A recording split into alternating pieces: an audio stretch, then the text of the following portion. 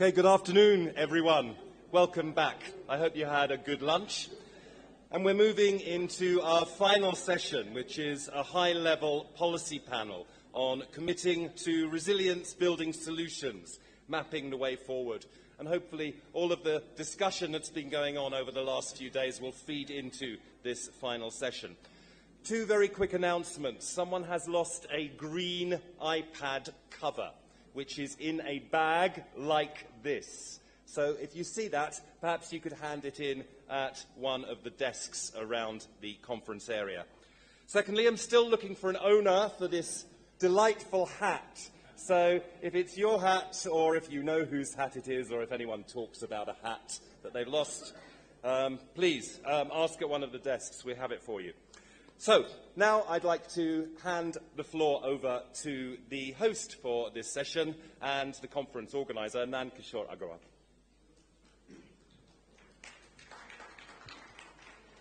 Thank you, Andrew, and good afternoon, everyone. It is actually a great pleasure and deep honor to be host of this very, very important session and final session of this conference. The session is a high-level policy panel committing to resilience building and mapping the way forward. This conference in the last 3.5 days has attempted to stimulate discussions on wide range of relevant topics, including 9 SDG consistent mountain priorities, and understanding the viewpoint of scientists, also viewpoint of policies, experiences from the grassroots, young professionals and young achievers, and also students, and also through the various showcases, posters, photographs, etc. While it has been a great journey for all of us, and particularly for me to be part of the organizing team, it has been an absolutely unforgettable and enlightening experience to listen to over 100 speakers coming from different walks of life, and also out-of-box thinking of many of young achievers. And they expressed through posters, without saying a word, via photograph, that what resilience building can be achieved through various mechanisms of in the marketplace. So all this has been done. And finally, in the just preceding session, pre-lunch session, we had a very, very stimulating discussion on the different tables, discussing the action agenda, 11 action agenda, which we worked out through a little longer process, first getting around 20 people to discuss it and reflect on it, and then getting most of you to discuss it and reflect on it and come up with the potential, say, action agenda and how to achieve those action agenda. And you saw that how these 11 people, including actually one being me, presented in 2 minutes that what is possible to do. We know that it's very easy to present in 2 minutes, but it's not very easy to do in 2 minutes things. But what do we do with all this, whatever we have gathered in last 3.5 days? So to understand this, to reflect on this, we have a final set of very, very accomplished speakers, very well-known people in their own field. And you have met them all except one, so I would not really get into a detailed introduction of all these our accomplished speaker. And I would just hand it over to invite first of our moderator, Dr. Eklavya Sharma, Deputy Director General of ICIMOD, to moderate the discussion. Dr. Eklavya Sharma. Then it is with great honor and personal delight I would like to invite the following panelist speakers of this session. Dr. V.K. Sarsat, Member, Niti Aayog, Government of India. Please keep giving the big round of applause for all the people who have been through the whole conference and joining the final panel. Mr. Mojarul Alam, UN Environment. Rojina Manandhar, United Nations Framework for Climate Change Convention. Am I right? Ms. Solveig Andersen, Norwegian Embassy in Kathmandu. Dr. Kallur Murali, IDRC, New Delhi. And finally, Dr. David Molden, Director General of ICIMOD.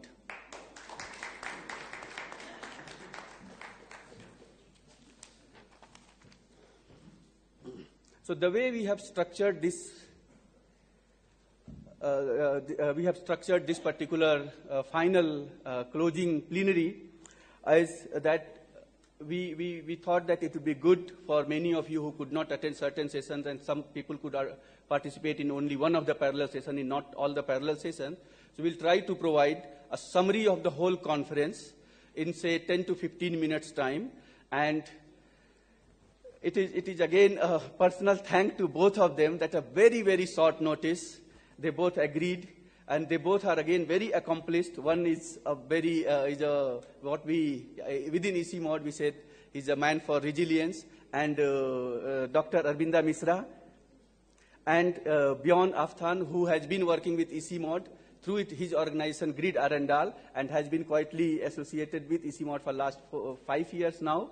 So Bjorn and Arbinda will provide a brief summary in 15 minutes. It's a big challenge.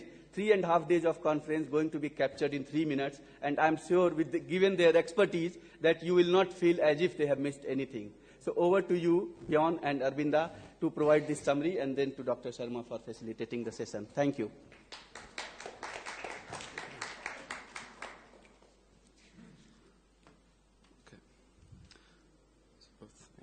Okay, thank you very much, Nand, for that introduction to us. So we have 15 minutes. We don't want to keep the panel waiting. So I think we'll just get started. Can you hear me, Arbinda? You can hear me fine? Yeah, we are standing side by side. So okay, great. Certainly hearing you. So this conference was about resilience.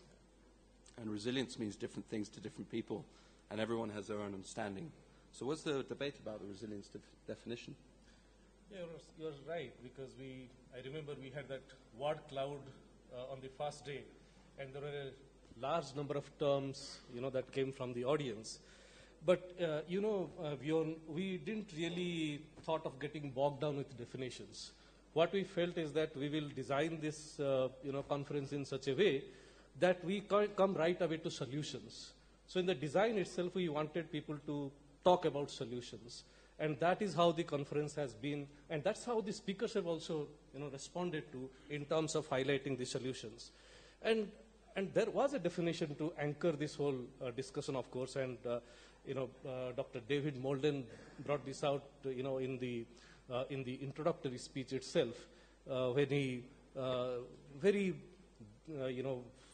carefully crafted the definition of resilience as to be, to be prepared for shocks, to recover from shocks in a timely manner, but also in a better manner. So we are not really bouncing back, but we are also bouncing forward. So that brought in very powerfully this notion of transformative change into the discussion. So we have been, floating this idea of bouncing forward, and it seems to have struck a chord amongst the participants, because we have been hearing a lot about transformative change, achieving transformative change in the Hindu Kush Himalayas. So what we have been discussing is about changing the narrative, a narrative of opportunities. And we had a fantastic leadership panel on that day who really identified what kinds of opportunities we are looking at in the HKH region. Yeah, that's right, Arbinda. So thanks for leading me into that discussion. So that leadership panel actually identified a couple of key points. First, in terms of opportunities, the Himalayas is a very strong brand. It's got unique goods and services that these mountains provide. There's also the energy of the youth, which is yet to be harnessed. We have the changing roles of women, and we have the communities and the collective action that have been demonstrated by communities and a wealth of knowledge that they have. So is there a quote we want to include here? Yeah, some people asked, why do we need a narrative at all? But we felt, changing this narrative and sticking to a narrative that motivates us is very important. And actually, in one of the plenary, my colleague Drupad Chaudhary, he made a very powerful statement. He said that how effective resilience building is going to be depends on how strong the narrative is. So I think that's a very good motivation for us to contribute to building this narrative of opportunities. But hang on, what about science? You spoke about all the opportunities. Where does science come in here? Yeah, so for all the scientists in the room, there was actually a session on science and policy and setting the priorities. So science is definitely not forgotten, but there are a few key points.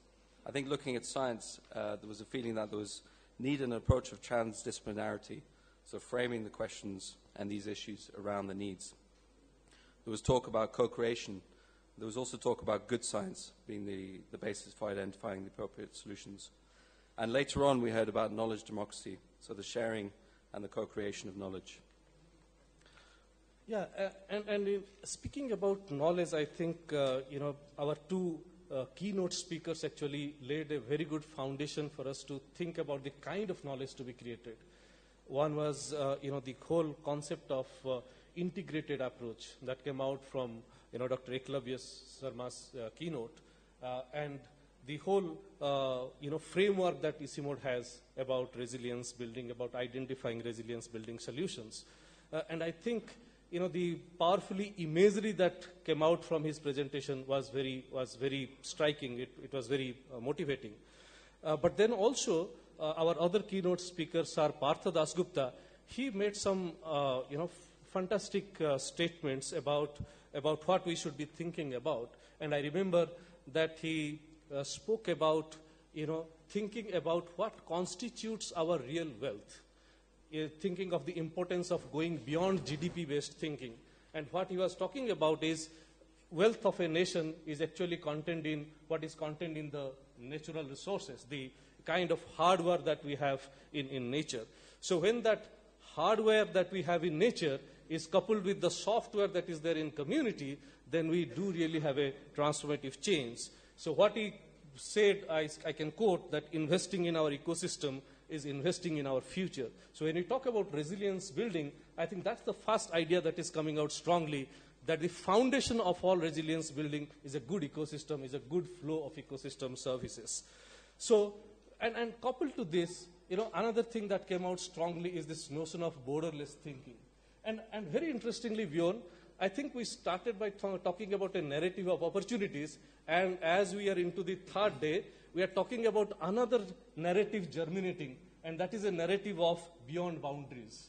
And that is the importance of regional cooperation that came out throughout the conference.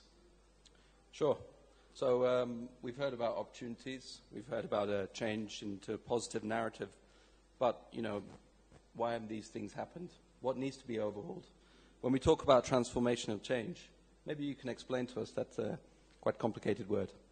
Yeah, I think at one level the discussion was about revisioning, the way we imagine this region. So borderless thinking is kind of a prompt for us to go into that kind of visioning. So that's at one level. But at the second level, there was also this whole emphasis on overhauling of practice, the way we are doing things. So what came out importantly in this conference is not about new solutions. And, speaker after speaker emphasized that we really know what needs to be done. But how we do it, how do we put it into practice is something that really matters. So what needs to change in that overhauling of practice? And I think we got some very good points out of that. A very good emphasis on partnerships, and that is partnerships between government and civil societies. And this came out in all the ideas, in all the interventions that we had, because the speakers felt that these mountain communities have extremely rich social capital, and we have a wealth of indigenous and traditional knowledge to tap into. So it's extremely important that we harness that potential, that real wealth, and built into the design of our government interventions. Another idea as to how to do things and how to generate science, in fact, good science, is to think about people's science, is to think about community science. So in that process, co-create knowledge, co-produce knowledge. So it is not about how we do things in a very tangible manner, how we build dams or how we build roads. It's also how we create knowledge, how we produce knowledge, and that's where the powerful emphasis on co-creating, co-producing knowledge. Another key message that came out when we talk about overhauling practice is with regards to our relationship with technology. So what kind of technologies are appropriate for mountains, and the role that policy has to play to give the right incentives for appropriate technologies to emerge. And something that struck my attention is that statement about bringing in gender into the design of technology, and that got reiterated later on also. Women's participation in decision making. I really like this conference for the emphasis that it has brought out on putting women at the forefront, and not in a very token way, not in a very symbolic manner, but in a very substantive manner. I remember one of the speakers, Mr. Gohar Rizvi, actually saying that there are two strong arguments why women need to be part of decision making.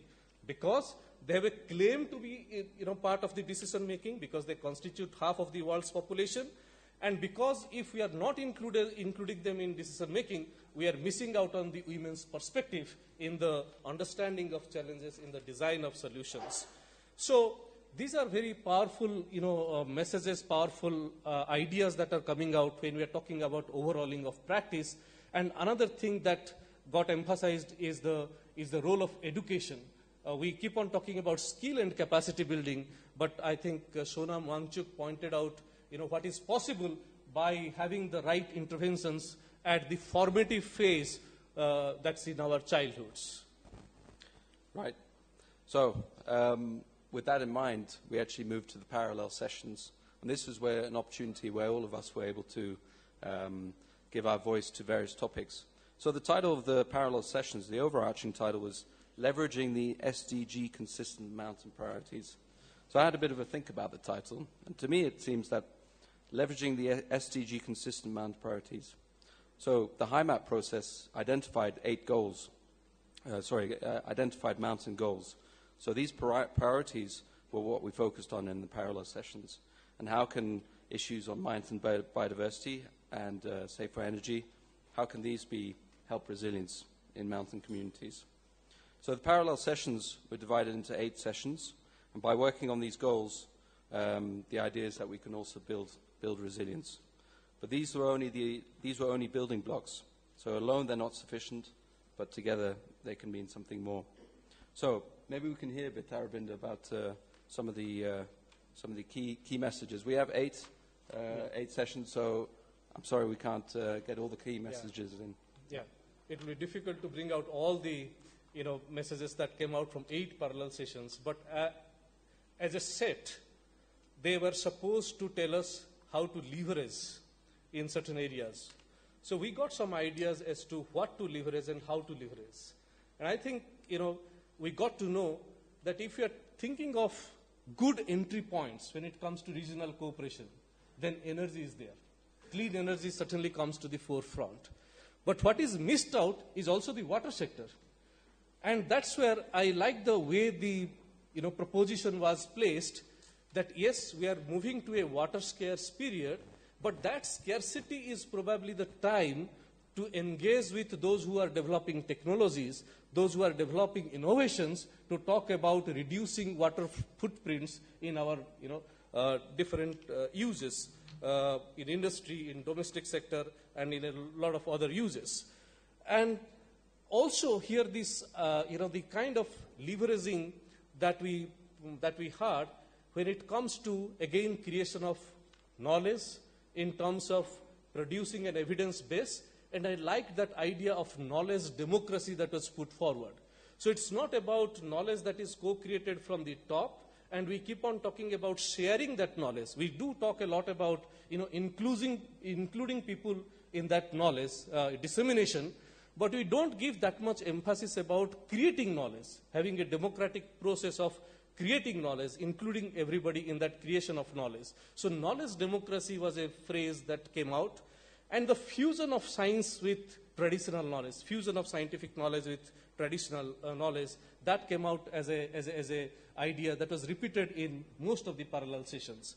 And to me, when I think of designing solutions, one of the ideas that came with relations to farm-based livelihoods is that you actually need to build in flexibility into farm system to get stable livelihoods that are based on these farm systems. So having more of flexibility to get stability, I think that's a guiding principle that came out from one of the parallel sessions. And there are many more. Probably you also noted down a few. Sure.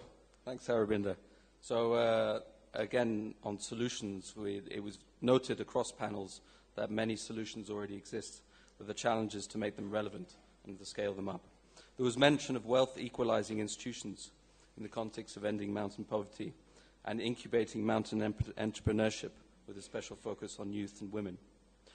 So that leads us to day 3. The parallel sessions were all leading up to, okay, what the solutions are. So this was all about looking at large-scale actions and seeing how we can integrate our learnings from day 2 and these building blocks. So we focused on regional cooperation, we focused on knowledge and technology networks, on markets and business solutions, and on holistic policies and institutions. So, again, over to you, Aravind. Can you tell us some of the key messages? Yeah, here again we got some very interesting insights, and I could point out 4 actually.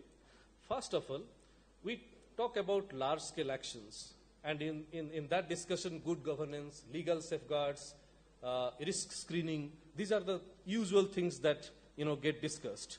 But what doesn't get discussed and what came out from this conference is that building social capital alongside physical capital.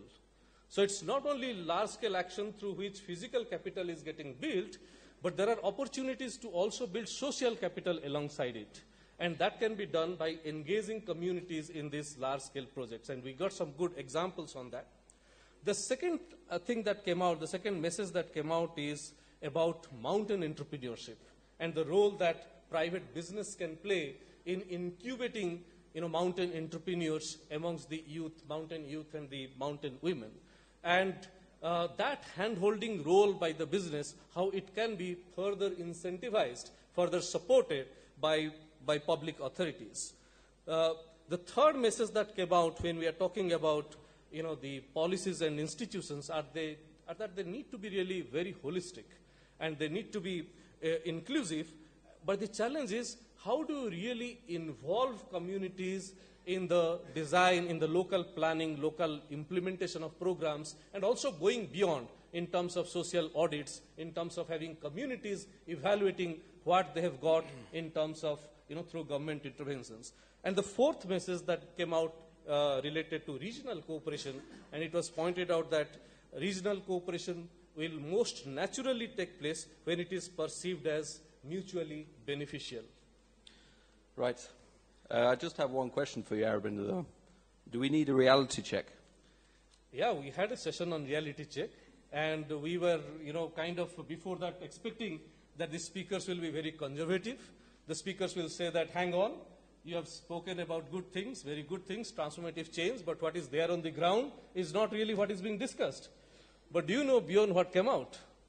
People were talking that incremental change is not enough. We need transformative change. People are talking, the speaker spoke about the need for having revolutions, having thinking in a revolutionary way. People were talking about, having, the idea of leaving no one behind when we are talking about, resilience building. And the borderless thinking, the boundaryless thinking that was, mentioned in the first day's plenary, that was also reiterated in the reality check. So I think by that time we had, struck a chord amongst the speakers, and even while they were being pragmatic, they're also adding to that narrative of opportunities. I wish we could go on more, but actually we have someone here who's telling us to leave the stage. So it's been a great discussion. I hope we've learned something, and I hope the audience has learned something. Yes, just something to close, and today morning itself, we had an inspirational session, and it was truly inspirational, to see doers on the stage talking about, what they have achieved in, with so much of passion.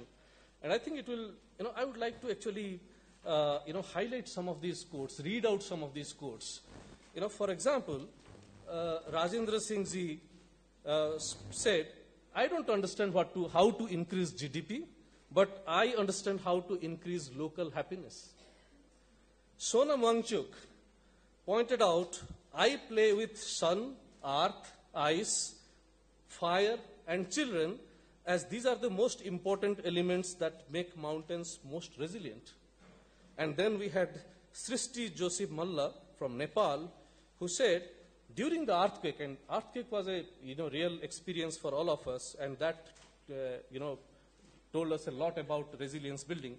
During the earthquake, our members lost their assets, their family members, their livelihoods.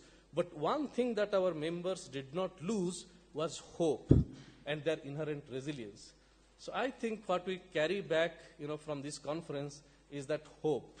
And to supplement that hope is this action agenda that you are now going to introduce. I'll have a problem introducing it unless I see it on the screen. So I don't know if the... So maybe we can introduce that at a later stage once the panel gets started. But we thought that it will be good to read out those action points, the headline action points. Yeah. We'll just reiterate the headline titles. So just a reminder of the morning. So goal number 1, action agenda number 1, strengthen the regional and global voice of the HKH region and its people, including youth. Goal number 2, in inverted quotes, HKH calling, a regional awareness to action campaign. Goal number 3, encourage mass promotion of resilience-building technologies and solutions that are proven to be simple, affordable, and replicable. Goal number 4, promote and strengthen cooperation at all levels across the HKH region through the co-creation of knowledge for resilience building and sustainable mountain development. Goal number 5, strengthen and build capacity at all scales of governance and interlinkages to facilitate resilience building. Maybe Aravinda, you want to wrap up the remaining goal number 6, allocate significantly greater resources to resilience building, including incentives for conservation of mountain ecosystem services and equitable benefit sharing.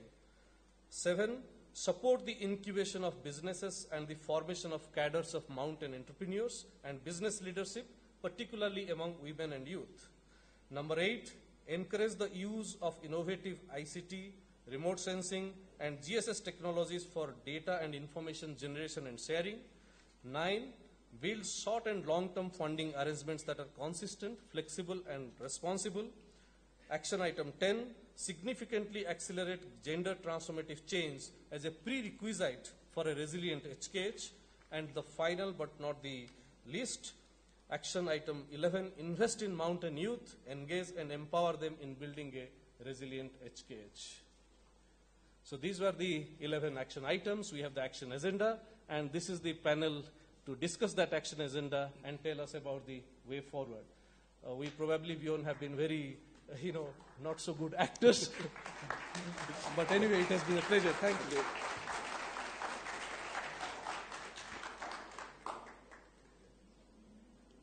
Esteemed panelists, participants, let me start by thanking Dr. Aravinda and Bjorn, who made such a wonderful summary of last 3.5 days. Actually, I was sitting here and almost all key messages and major findings and discussion agreements were presented here. It's a wonderful, wonderful, I think, summary. And the style you have taken to present here was so simple, and it made the deliberation very simple, and we could really grasp it very easily. Thank you very much. Now, coming to this panel, very important panel. This panel is supposed to talk on mapping the way forward. We have heard 11 very important action points, and those action points can be done in 1 year, or they might, we have to do in 5 years or 10 years. So short-term, medium-term, and long-term thinking has to go in these 11 action points. So what I expect from the panel here is what specific action which they mentioned, how it relates to our work in future. So very much, I think this is one point that I would request you to focus. What processes and who are the actors that need to be also kept in mind if we really want to take these 11 actions forward? I think resilience is a very big topic, and what is happening in the Kush Himalayan region, specifically looking into climate change, we cannot wait for a very long period of time. So can we think some of the actions which has to be done immediately? So what are those immediate actions that needs to be taken into consideration? We also have to think how we engage public in general. See, after all, awareness is very, very important. In one of the deliberations, I heard very clearly, see, policy is one thing, but what we can do is we have to come with options, and we have to influence policy through options. But it has to be done with mass awareness. Public has to be engaged. So in this context, I would rather also request our panelists also to think how we can engage in this. Most of the points have been mentioned here, but I think what I would like to do is also raise some of the big picture ideas, which has been mentioned also by colleagues just now, but just to recapture so that we focus very much. Before this conference, we have been saying, okay, science policy practice. One big element that has come is that if we have to really work for resilience, society has to come in. So, science, policy, society. So, how we involve or what will be our communication strategies for getting the societies engaged. I think this is one point I would request that we should forget. We talked about narrative. There needs to be very clear thinking on what we want to change in terms of mountains. Positive thinking, very much bringing the opportunities. So this is very, very important. Thinking beyond borders. So when we say thinking beyond borders and boundaries, I think it is connecting. Connecting countries, connecting people, connecting different disciplines. So this is quite important. So let's think of connecting very much in terms of our actions for future. The problems of Hindu Kush Himalayan region is regional, 8 countries, and also the upstream and downstreams. In this context, the issue which is coming very much has to be handled through regional cooperation by these countries. So integration is quite important, and it has come quite importantly. So now, not going too much in details as already was presented, I think when we are thinking of developing resilient solutions, we have to work on the ground. That's very clear. But we should not forget the transformative change that needs to be brought in different scales. So scale, we need to think Hindu Kush Himalayan region as such when there is a transformative change. And then we go to sub-region, we go to countries, and we go to local reactions. So I think when we think of all solutions and the transformative change that we are talking about, we need to have that scale in mind, and we need to really see what are our strategies to get the scale on board at all levels. So this is what was coming. One important thing which I would like to reassure and re-stress here is that from various sessions, we also got people are interested in forums, and people are also interested in platforms. Good. But what I heard from the high-level panel on the first is something which is one for HKS level really high. Something like a convention or forum which can really bring all sections of the societies, but more particularly the governments, to really talk on the issues, and then we move forward. So these are quite critical in our thinking. Last point from my side, when we think of Hindu Kush Himalayan region, I think sustainable development goals are very, very important. Our temperature, 1.5 to 2 degree world, what does that mean for the mountains is very, very important. I think these are the contexts in which we have to work. And very much big context is upstream, downstream. Let's see, when we work in mountains, what is the consequence for downstream? And what consequences downstream policies, downstream air pollution is going to make to the upstream people. I think this is the type of connect that also has to be looked into. So with these comments now, I would like to open the panel for their interventions. They have 5 minutes to make the presentation. So you have heard the ideas from the summaries, as well as I picked some big picture items. So let's try to get something very much action-oriented deliberations. So I would request first Dr. Rojina Mahanandar to make her intervention.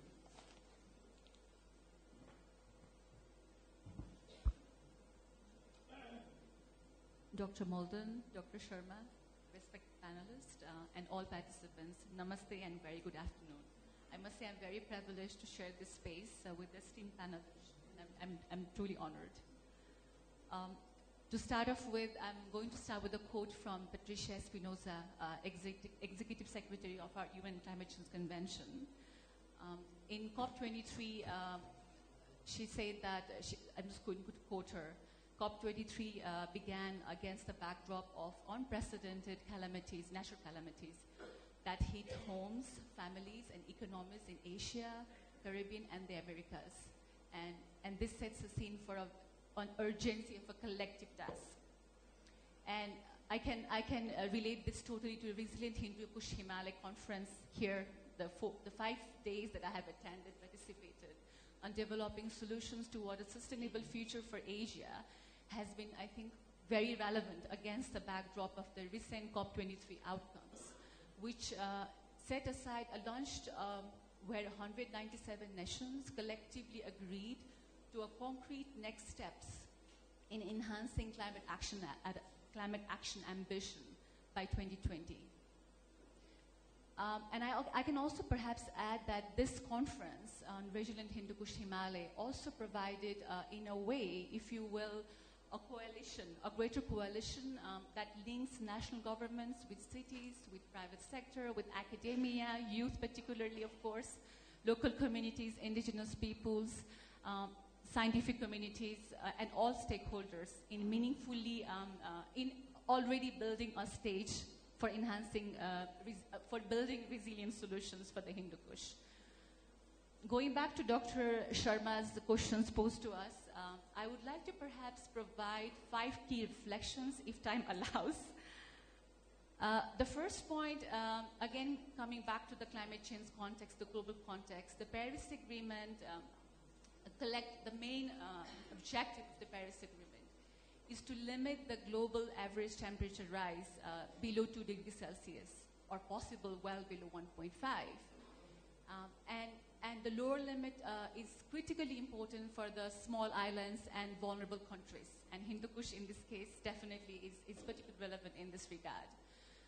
And the climate action plans, which we probably have heard, NDCs, they have already signaled a message that the climate average temperature will be perhaps well above 3 degrees Celsius.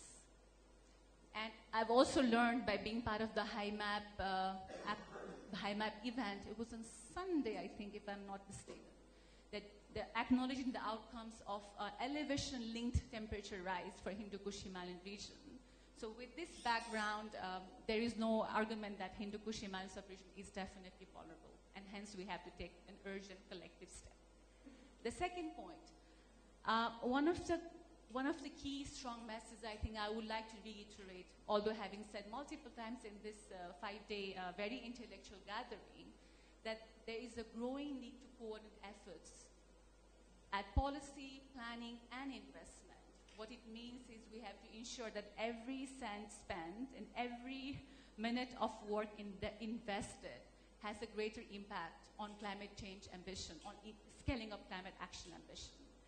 And needless to say, this is more particularly relevant for countries like Hindu Kush region, where we know that it extends to 8 countries, extending from Afghanistan in the west to Myanmar in the east, and includes 5 least developed countries, LDCs. With that, one of the key messages that at least I want to share with you, also learning from experts in the room, it's not my own message, that this is perhaps not about creating a new institution per se, but about strengthening institutional arrangements that are in place in region and in countries at the national level. In a way that fosters South-South and North-South collaboration. That brings to the third point, where I would like to make some commitment from UNFCCC side. Recognizing the challenges in Hindu Kush region are transboundary and geopolitical in nature. Oftentimes the solution then needs to be transformative and scalable at all levels of governance. So here, UN Climate Change Secretariat, where I'm representing from, together with UN Environment, where Babu is here, We have been partnering together with the regional institutions in order to understand what are the adaptation knowledge gaps in the sub-regional context, and how do we mobilize partnership with local actors in the region in order to scale up climate action ambition. By doing so, we're creating a space where adaptation actions are scaled up. And we have successfully partnered with ICIMOD, being our regional champion for the Hindu Kush region. I'm very happy to say that we had a very successful LACI event. It's the Lima Adaptation Knowledge Initiative, LACI in short. And through LACI, what we would like to reiterate our commitment. Then I share the space here with the environment and work with ICIMOD as a regional champion for the Hindu Kush, and also with local partners in the region as we move ahead for the second phase of the LACI 2018 onwards. We hope this partnership would meaningfully catalyze actions on the ground in the Hindu Kush. I think I have 2 more points. And the 4th point is about the political mandate. We've heard a lot of challenges with the political mandates. We do have political mandates that can be a challenge.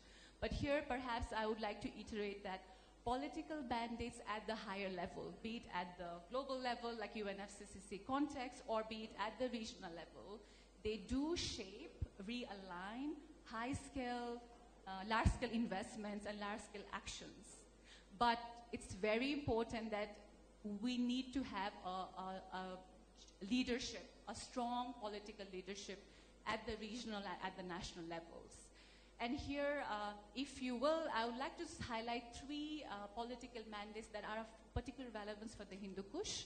The first one being the National Adaptation Plans process, the NAPS in short. This process enables parties and particularly least developed countries to have a way of identifying long and medium-term adaptation needs in a way that also to help implement actions to address those needs.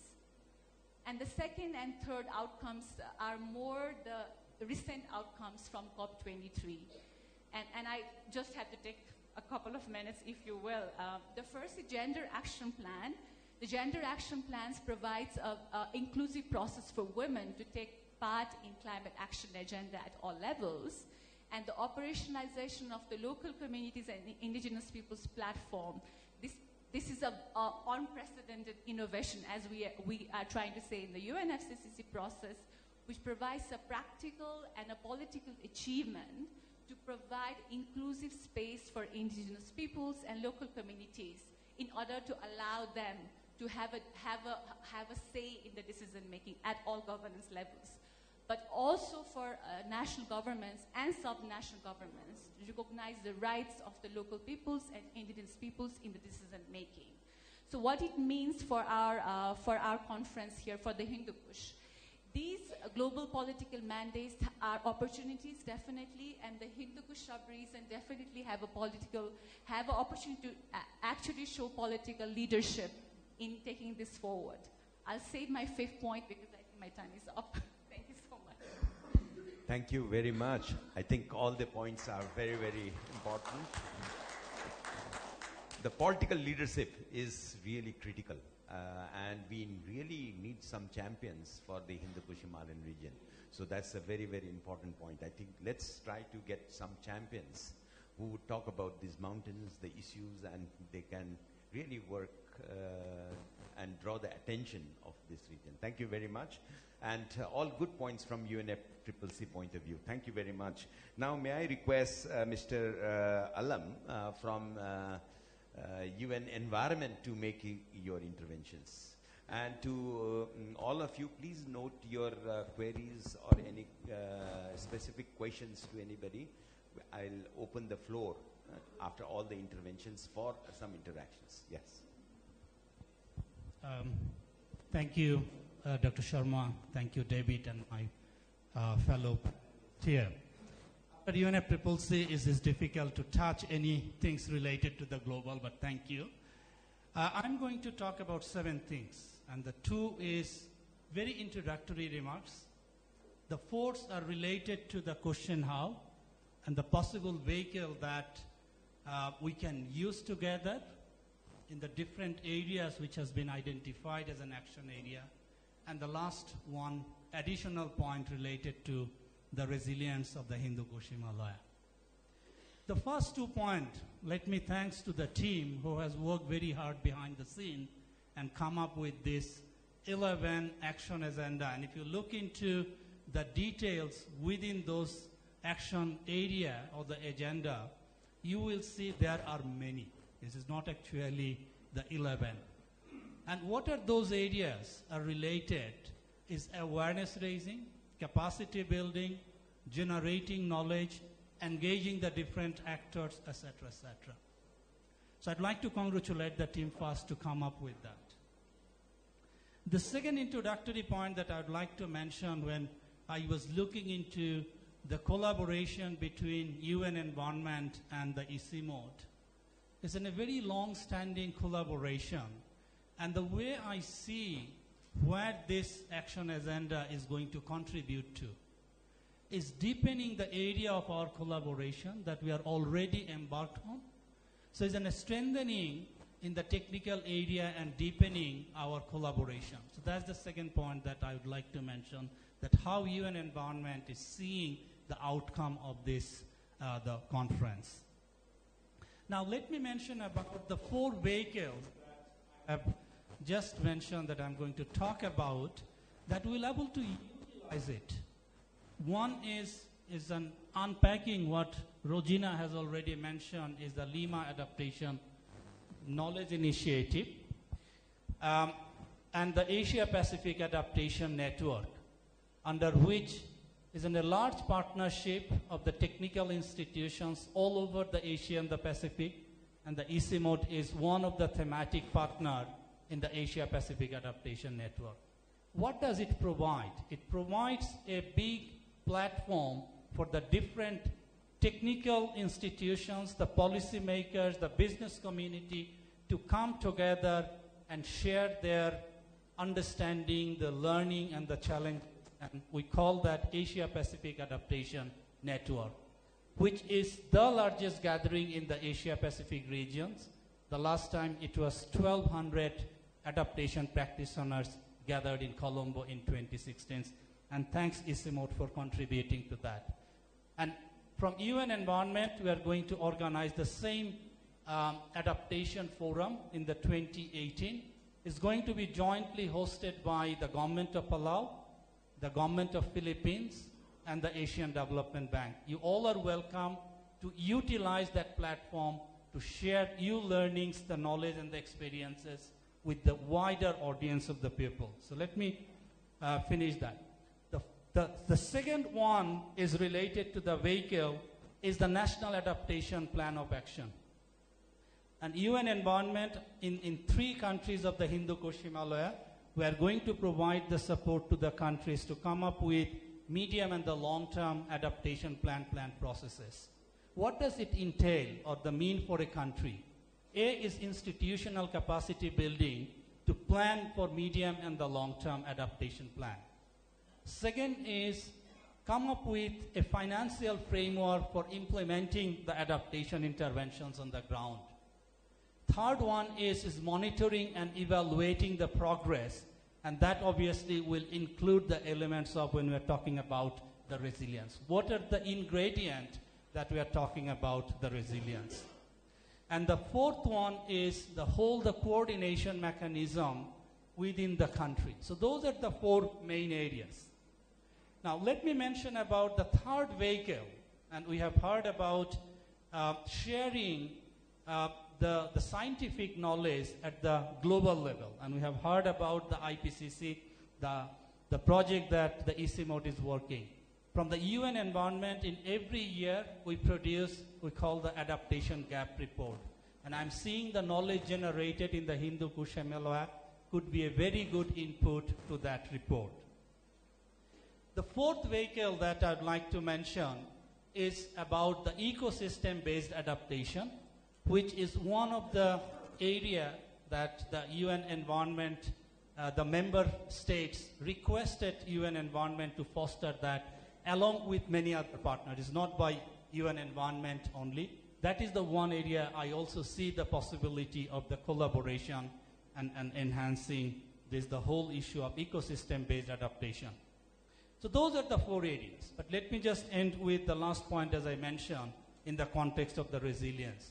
We have heard about the scale, large scale, the small scale.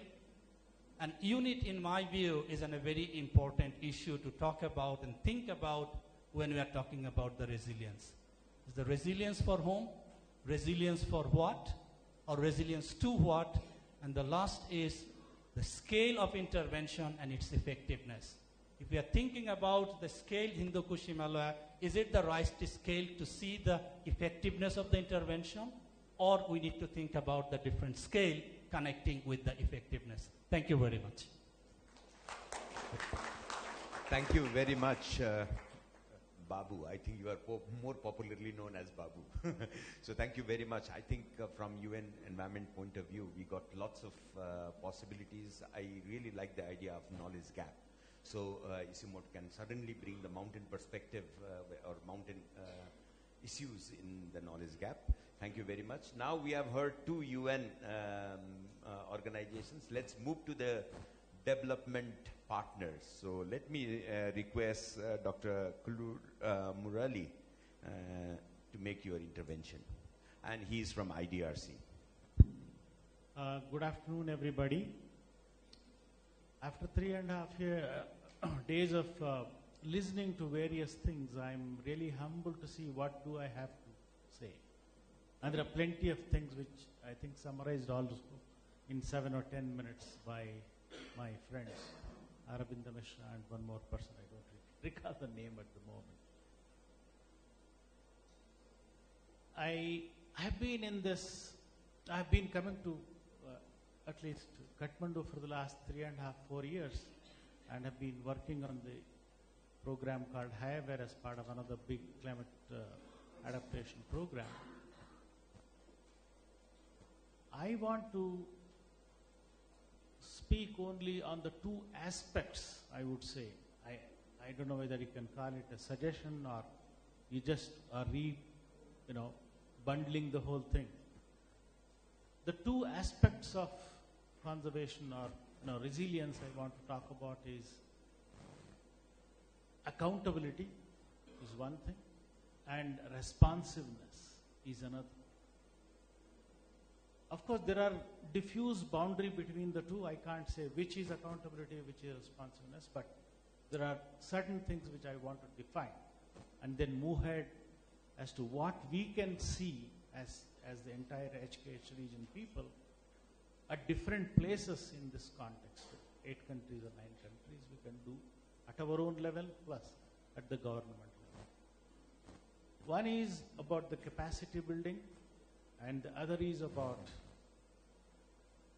working towards the people.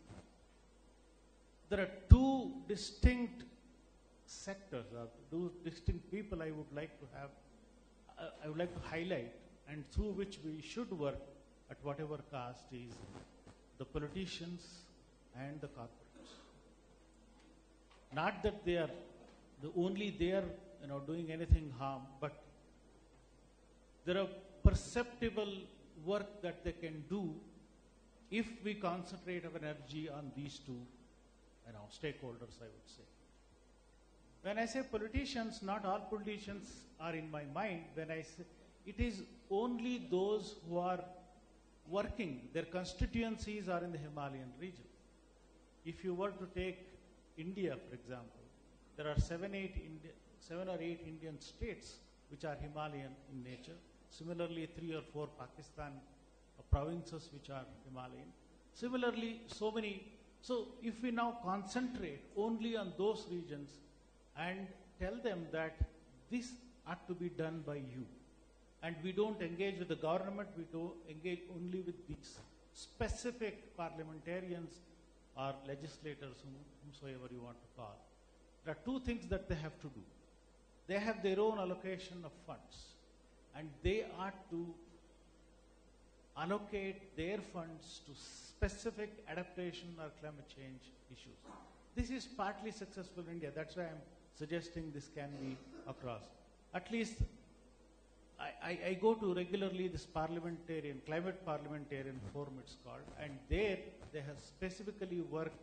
There is also a guidelines that 20% of their allocation, I think 5 crores or something per year, is given to every parliamentarian, and 20% of should go to climate change related issues. So this is how they allocate their resources within a year and their constituency. I think that is the best financial, finance that we can think of at the moment. So this is one thing. One is to enhance their capacity or train them as to what they can do in their own constituency. I'm not talking what they will do elsewhere. And second is to support them with some kind of an assistance. Like if you were to, a MSc student comes out and says that he has to do some job, maybe you attach one parliamentarian with one MSc student and say, these are all the issues that parliamentarian needs to at least, make points in the respective parliament or legislature, whatever, so that the public attention is given to those even in the parliament or even in the legislature. So these two are things, this is not one-time thing, this has to be permanently there. So there is one person attached, so the necessary requirements from that constituency information is provided to them, technologies are provided to them, so that that person will have certain ideas what that person can do. This is in addition to what researchers and other things are. And second, about corporates, what I feel is corporates, somebody, Rajendra ji was telling today morning that they work only for profits. Well, business is for profits. So, but business ought to continue. If the business ought to continue, they need to know that they have to be they have to work towards a better environment, otherwise they cannot do. So in that context, they need to come together and say what that they need to do for better environment. Some people are doing, but by and large they need to do. And third is about the tourism industry specifically, because Himalayan region is thronged by many tourists, and because of that, perhaps they need more awareness and they need to be made aware and made trained so that they will not make this Himalayan region uninhabitable for those who are habiting in this place. And fourth one, scientists. I think by and large, scientists are sitting in their own labs, not everybody, but majority of them, I would say, and they need to respond to the local problems and local aid. So responsive science, responsive research needs to be done. Yeah, responsive research needs to be done in order for us to be resilient in that. So these are all whatever 2 cents that I have. Thank you very much. I think let's give you touch on the issue of general awareness through parliamentarians and also maybe people who come from outside. So they need to also behave responsibly in this region, the tourists. Very good. Thank you very much. I have a request that since you are part of the development partners, and if you meet other development partners, all these 11 action points and issues that has been discussed, please raise them and try to draw attention for investment in this region. So thank you very much. Now let us move to Mrs. Solveig Andresen from the Norwegian Embassy for your interventions.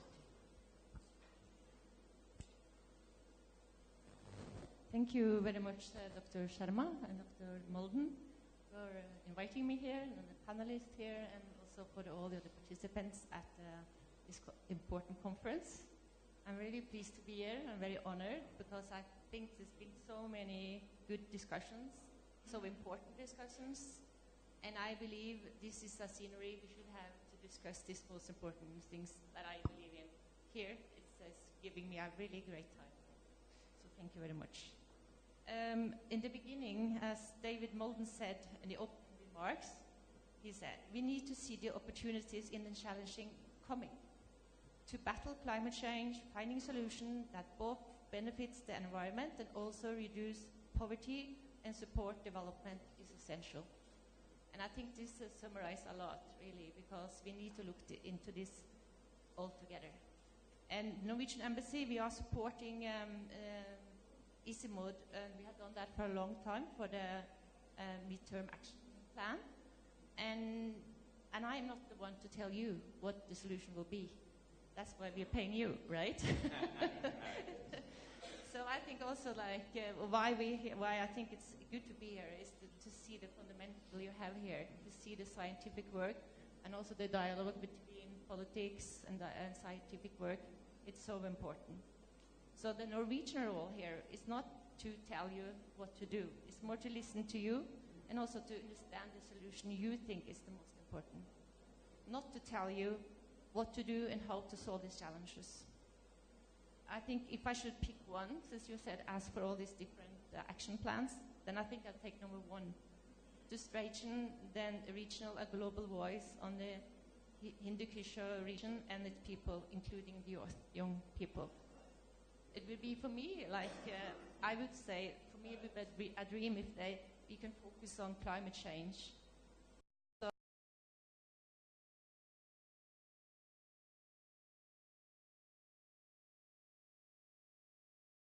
So it's so important for the people living to also focus on these issues. It will help people to also adjust and do a better resilient life further.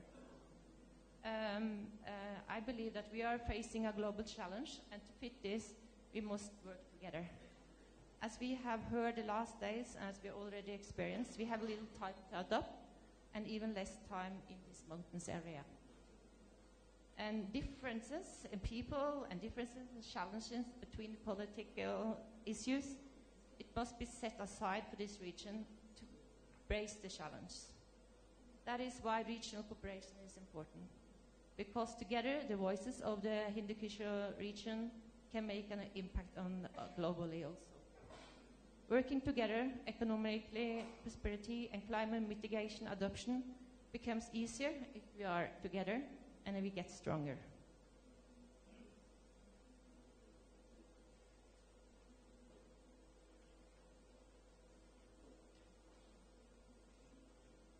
The agenda on the Paris Agreement, SDGs and the CENDIV framework in developing disaster risk reduction strategies, they are all very central.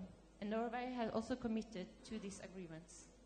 Norway's position in this is also, it's important to giving sufficient attention to the specific needs and vulnerabilities of women, and that women need to be active, involved, and consultants in this process for solutions.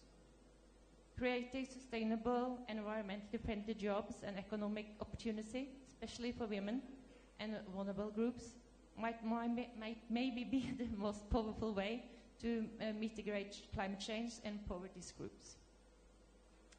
So I also will say that also we have to bring the message from the scientific documentation and observation made by local and additional people to relevant nations and international fora.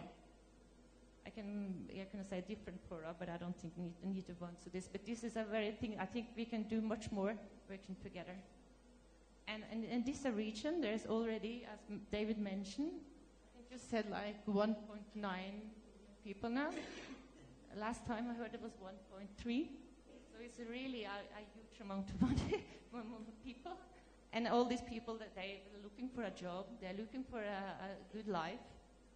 And what to do about that? I think you also have to say that we have to find a way, and you have to find that way yourself, but this will also influence Norway. Because this whole thing about climate change is not only for a region or a country, but it's for the whole world. Thank you. Thank you very much for clarifying that you are listening to us. So that's good for us. That's one thing. And your emphasizing the regional cooperation is very, very important. And I'm glad you have captured the change in population in last 15 years when we evaluated our data. For the mountains, it's 240 million, and for the downstream, 1.89 means 1.9 billion people in the downstream. So this is the new data, which David mentioned the other day. So thank you very much. Now let's move to the country. We have only one panelist representing the countries. So let's listen to Dr. V.K. Saraswat, who is the member Niti Aayog from India. Good afternoon. Thanks, Dr. Sharma and all the esteemed panelists today, participants. I had the opportunity to attend the first panel, so at the cost of repetition, I would like to highlight a few points.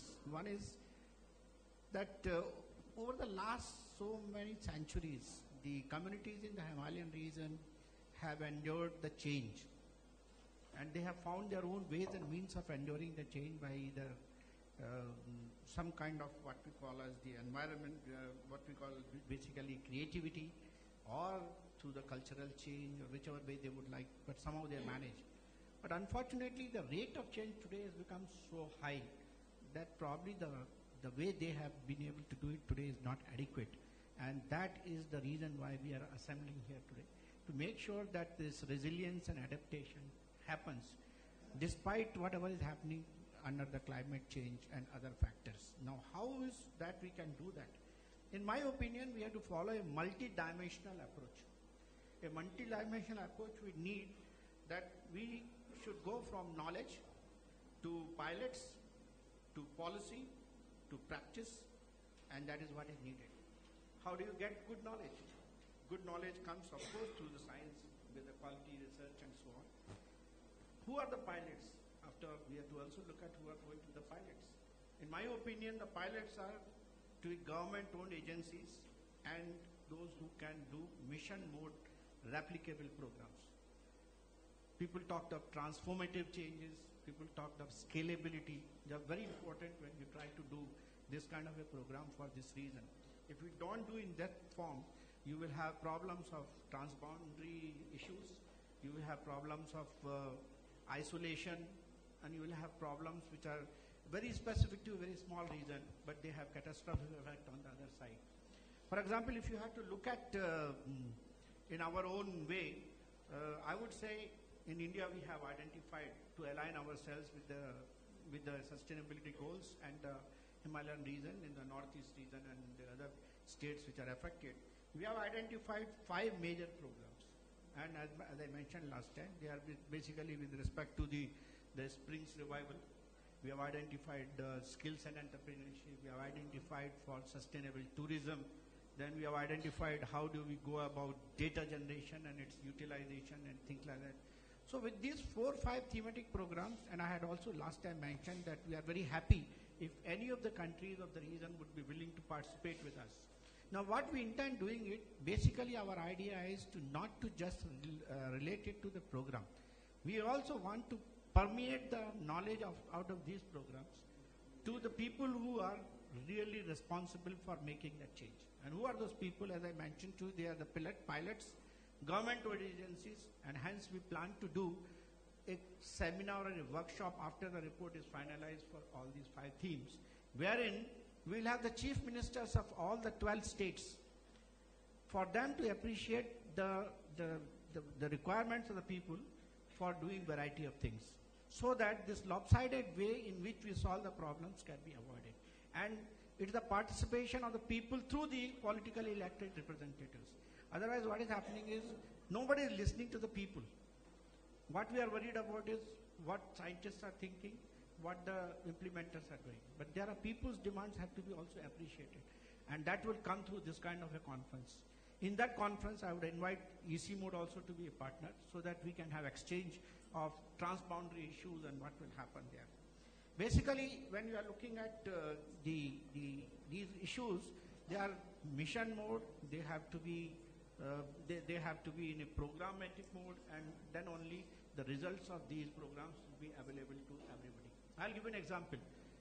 We all talk of energy security in the Himalayan region. And then we find in my own country, we see in the Dehradun, Almora, and these regions, huge quantity of these pine tree needles are burnt every year. Burnt every year without utilizing the so-called energy available with them. Instead of burning them, if I go through the biomass methanization process, I'll be able to create enough opportunity for the people to work, enough opportunity for employment, and also energy. That kind of a thing is happening. Same thing is happening in the case of shifting cultivation. There is a separate department for afforestation, and there is a department which is looking at how to stop the shifting cultivation. Now, both are related exercises. If we keep them in isolation, it will not be able to yield the results. Hence, the requirement today is that we have to pass on the message of each and every scientific activity which results into mitigation of the problems of the region. You have finished? I have finished already? 5 minutes? Shall I continue? Okay. So if we have to really do that, we have to do it in a manner in which it can make major difference. And major difference is that we have to have collective endeavors. We have to have the collectiveness of all the politicians, the civil society, the public-private partnership, the media, the people, and all of them have to be in a collective mode. Then only we'll be able to solve the problems. Second one is the tools have to be highly innovative. They cannot be the age-old tools which have been used in the past. These tools have to be innovative. And in that sense, I like that idea of HKH calling portal, in which you have been able to now showcase all the outputs of various things, and that is available to common man. And today with the smartphones and all these things available, I think these means of ITC should be considerably used. And that will certainly make a major change as far as this is concerned. Last point I would like to mention is we should also make use of our leaders. Leaders who have made change. We should communicate through them. We should document whatever we have done, and these leaders should be part of that. They should be able to take our message of making the change as far as the adaptation and resilience is concerned. And today I would like to say that only through good governance, through green jobs, through green economy, we would be able to solve the problems of this. So whatever we are trying to do, whether through this platform or that platform, I think we will have to do that. And last point I would like to mention here is that unless we bring internationalism as against nationalism in the HKH region, we will not be able to solve the problems. It is the people who are important, not the nations. It is the people's problem that we have to solve. National problems need not be solved. That is not the major issue. What we have to do is that. And finally, I had suggested that we should also look at Science, Technology, Innovation Forum. I still insist that we should create that forum with funding coming from various participating countries in the ratio of their population. We'll be very happy to take a lead in that direction if it is required. And also examine at least the other conventions which have been there for solving the problems of the mountain regions, like the Arctic Convention or the Antarctic Convention, the Alpine Convention. And can we do something? It's been a wonderful, diverse partnership putting this event together, but also putting together these 11 action points, right? So that does give us a great roadmap forward. So I was looking at that saying, how on earth can, ICIMOD do all that? And of course, the only way to do it is in partnership with everybody here. I think I cannot ask our staff to spend Saturdays and Sundays and another 24 hours like they've been doing preparing for this conference to keep moving. But I think what about ICIMOD? Kind of what I feel are some of the hallmarks. Yes, working between 8 countries, that's great.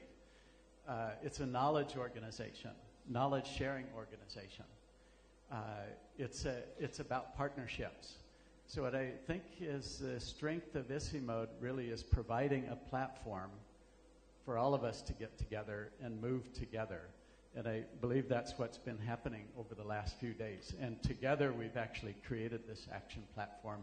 And the expectation is that together that we do something with this platform. And certainly if I look through the 11 points, many are related to ICIMOD, something ICIMOD can do, but many others, we need very active participation from our colleagues. And I just wanted to bring up a few points that caught my attention. One was, I was looking through number 2, Himalaya Calling, right? And then the idea that we need to get the voice of the Himalaya out to more and more people. So I think we have about 200 or 300 or 400 people here, which is not nearly enough, right? So somehow we need a bigger movement of people. And I think this Himalaya Calling is a good idea to do that. And I think, looking at Rajendra Singh, he says we need a Himalaya walk. Right? This is fora and getting our message out to governments.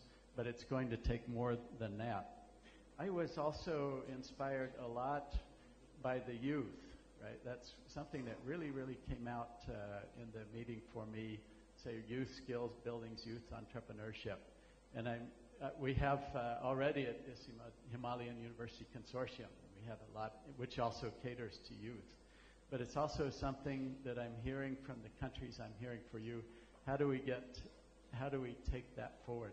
And I'd like over the next years really for ICIMOD to engage more in a more meaningful manner with the youth. And thanks all the young people for coming, my gosh, and making this very exciting event. I think your energy has really helped us all about. There was a very strong message about gender and gender transformational change.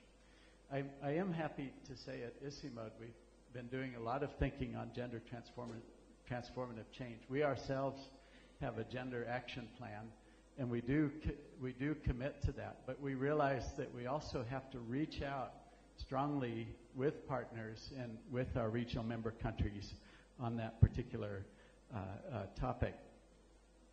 Now, Dr. Saraswat, thanks also for bringing up this idea of this forum, right? This regional forum between, because also we sit with the 8 countries, right? And is there a way that we can use science, that knowledge, to stimulate discussion between the countries? Yeah, at first we may not get political decisions between countries, but I think we can enhance cooperation, we can enhance understanding. We can use that forum to have borderless thinking, a strong message that came out of this meeting.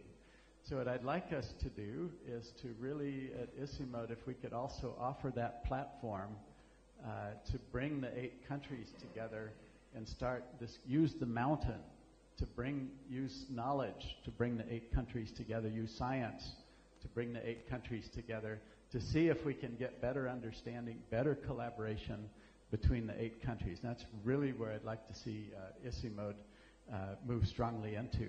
And by the way, we have a nice, we've got some nice collaboration with Arctic countries who can give some ideas moving that forward as well.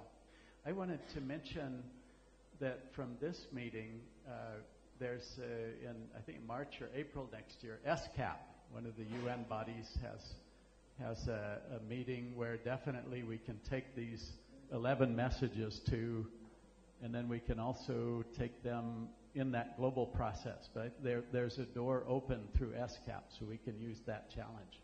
So we'll use exactly the messages coming out of that event in the window to do that. Now, finally, I have to ask you, you know, we do about in 6 years, we've had 4 big events like that, where we bring partners together. And the thing is, what I'd love, you don't have to do it now, although you can kind of give some indication. Is it worth doing these kind of regional meetings here?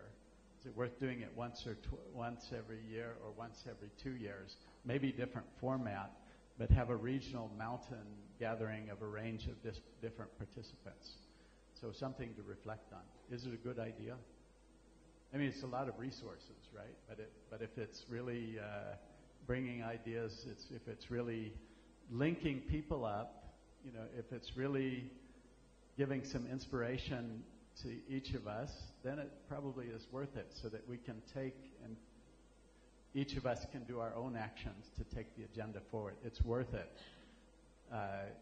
So you have to let me know that, whether we should continue this or not. I felt this has been a very inspiring meeting, and I honestly hope that you, all of you, take the message forward and do the best you can for mountain people and environment. Thank you all very much. Thank you, Dr. Molden. I think you made a very clear way forward from ICIMOD side. It's really encouraging. Now, while I was sitting and going through this 11 overarching actions, I thought, I think we can include a 12th one. See, in the opening session and also in this session, we talked, but I think it's good to include one mechanism, this regional forum. I think that is missing somehow, and if we don't put in this action, it will be missed out. So my suggestion to my colleagues is that if all of us agree, we should have a 12th point on the mechanism, which is a regional forum.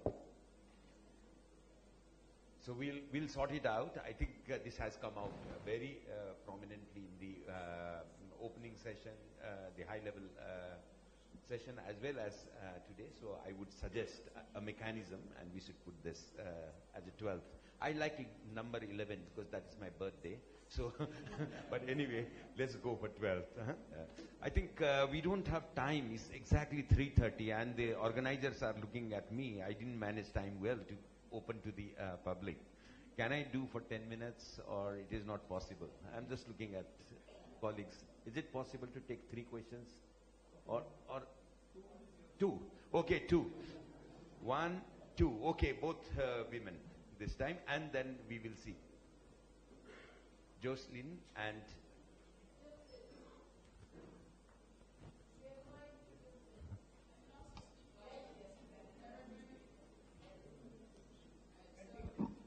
take this.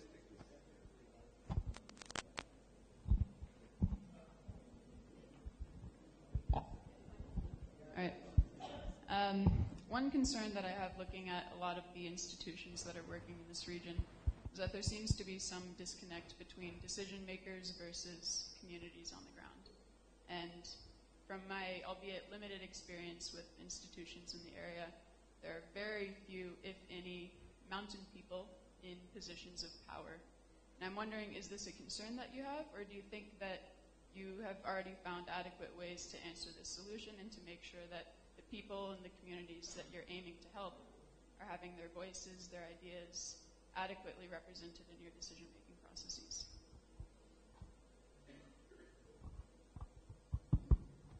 My name is Miriam Jackson from Norway. I'm a glaciologist. I've been getting a lot of emails recently and messages on social media about a glaciologist in Argentina, and he's facing legal proceedings because he mapped glaciers down to a certain area, and they're saying that he favored the mining companies, and so he's now going to court about this. Why is this relevant to us? We've heard a lot of messages here from scientists and from engineers saying that we should share knowledge and we should share data and we should be doing science, and yet this can also lead to problems nationally. And I just want the panel to respond to that, respond, and also what can we do to support scientists to do better science and to share the results and to share engineering technology without getting into legal problems. Thank you.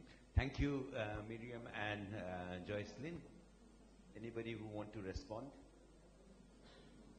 I think there were suggestions, so more or less we don't have to respond. Thank you very much. They were very good points, and I think we have taken just 2 minutes more. Miriam, Joycelyn had a question.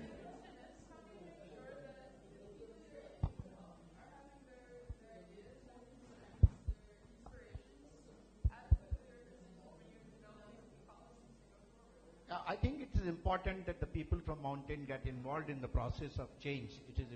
Without them, it is incomplete. And I think the point which Dr. Maldan brought out about the young people particularly, it's the education, training, and involvement of the youth which is the most important in this change. Because the generation which is coming up now has to endure the rate of change of the climate change which is happening. And they have to get completely with a new mindset. And they should be made part of all endeavors which government, public-private parties, civil societies are making in bringing that. How do we do that?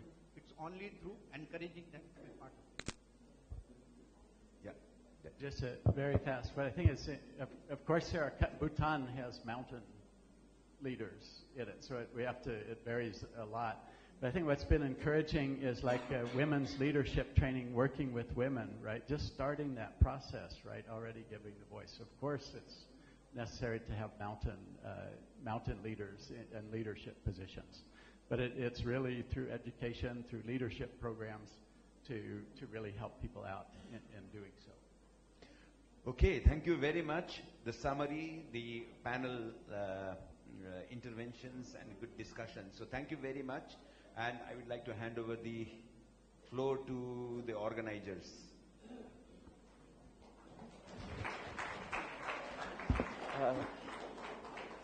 Thank you, Dr. Sharma, and thank you, panelists. Before we close, we have been doing this process of honoring with the token of appreciation. So I'll just bring the scarf for this. And since this is the last panel and we are left with only off-white colors, we don't have too many choices, but I believe you have all been through different panels, so this is the second one, and that should be all right. Except, Salva, you have, okay, we'll find a different color for you.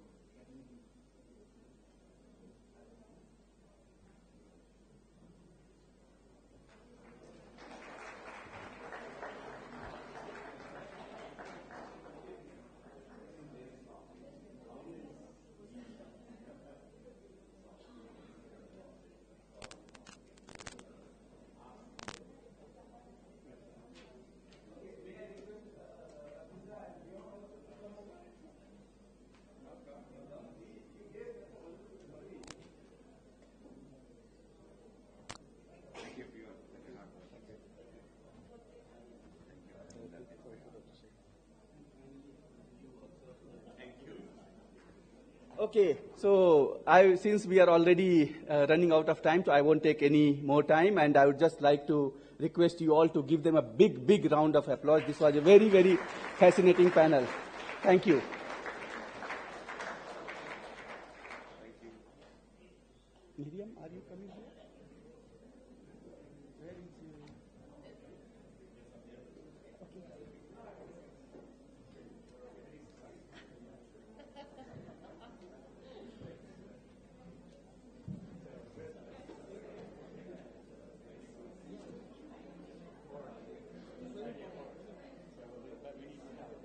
I'm there. I said, I'm ready to come for good. Even that also I made. I made an offer. We can take it forward. Yeah. So I'm trying to make this go on for about 5 minutes. Okay, thanks. Oh my God, that's great. So, before we move on to the closing speeches and the vote of thanks to end the conference, we've got a short break, not a break for you to leave the room in, but a break for us to thank lots of the people who've been working hard behind the scenes during this conference, and also to present a few prizes. We've got a prize for the photo competition, a prize for the poster competition. Bhavana's going to say something about the marketplace, and we're going to begin with a prize for the Menti quiz that we put up this morning. So, we've got the top 3 for the Menti quiz. Have you got the prizes there, Miriam? Okay, so we'll begin with the 3rd place. Don't forget you got points for getting the answer of the question correct and also for answering really quickly. And the person who came 3rd in that contest used the game name or the username Udayan. Udayan. Who was that? Oh, well, there you go. ICIMOD mug. Would you like to present the ICIMOD mug? Hmm? Well, you came 3rd. Okay, do you need to raise yours? Mine, I think, goes before yours, but... Okay, now, the second one's a bit of a mystery because this person didn't put in a username, but they had a bear emoji. Who played as a bear with the emoji of a bear this morning? And no name.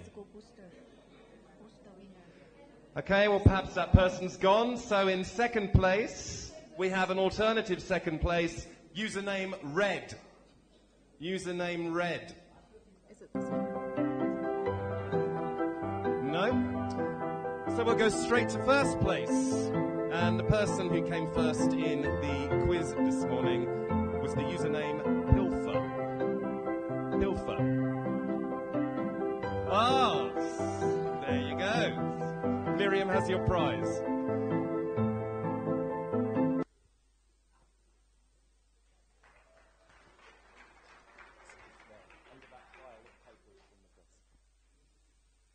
So, now we're going to hand over to Bandana, I believe, or Bhavana, who's going to talk about the marketplace and all of the stalls that were there during the conference. So thank you very much. Bhavana, the floor is yours.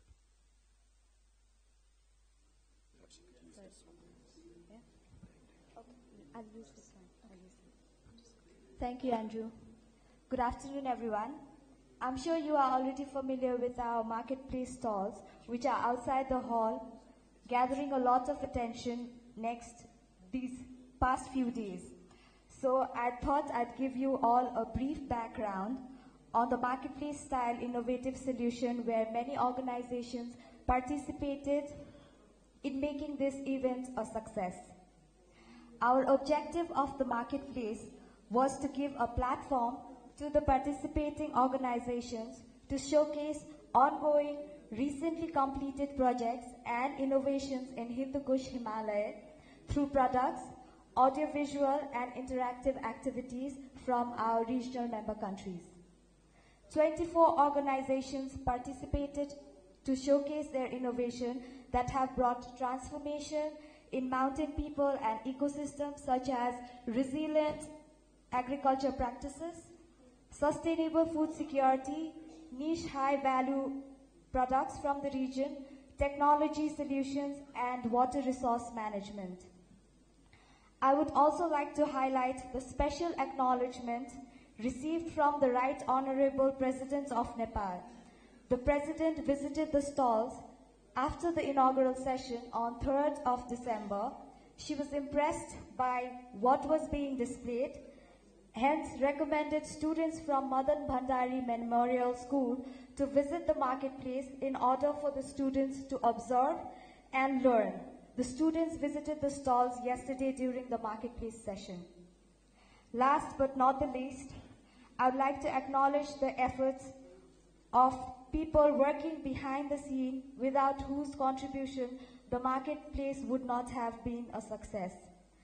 I would like to thank various partners, government, non-government organizations, private sectors from the region for their proactive participation. I would also like to acknowledge the contribution of members of Marketplace Committee, Anu Joshi Shrestha, Junjun Jhau, Kabiruddin, Mr. Lakshmi Bhakta, Naina Shakya, and Vishwas Chitale. Also, special thanks goes to Narendra Bhattacharya, Shamita Sharma, and all the volunteers involved. Thank you all. Thank you very much. So I hope everyone got a chance to have a look at all the fabulous photos that have been on display during the conference just next to the main gate. And now I'd like to hand over to Amy, who is going to tell you about the prizes that have been awarded to those photographs. Amy.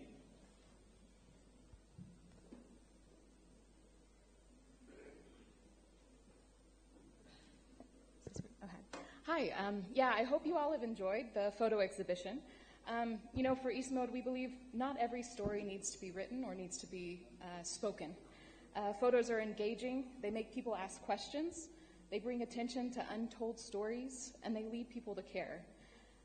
At ICIMOD, we believe that the power of storytelling, and photography in particular, to motivate people to care, to hopefully make positive changes, is a very strong platform. And it's for this reason that we organize Photo HKH. So over 1 month, let me pull this up.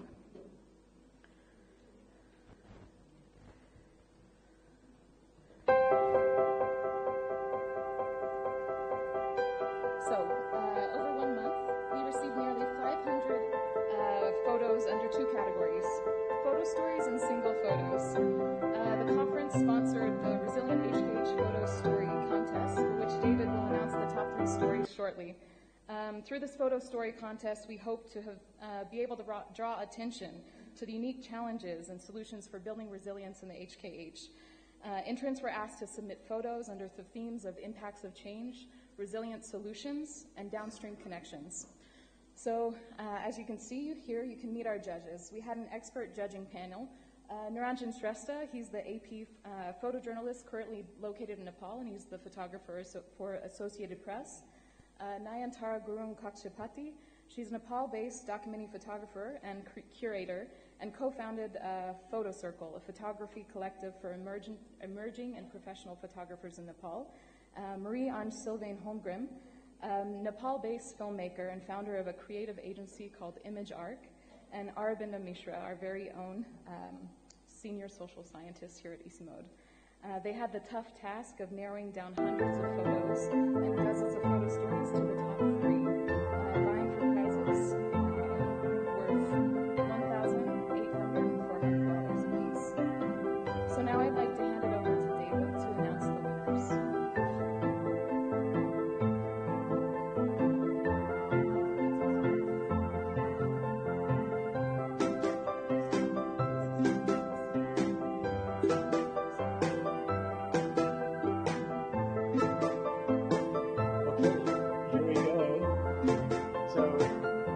Winner of third place is, and it's a story about hardships of surviving a rugged terrain and the unique techniques women have adopted to store crops. And the winner is Opele Alu.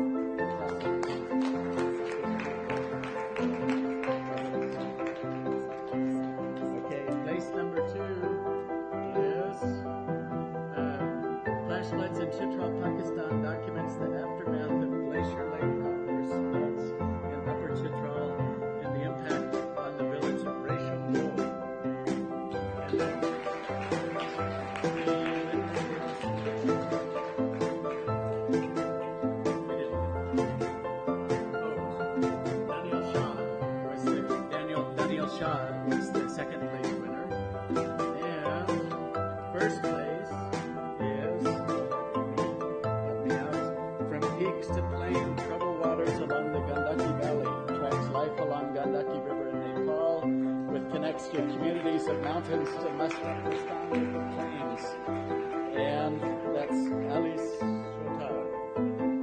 I think none of they're not here right now, is that correct?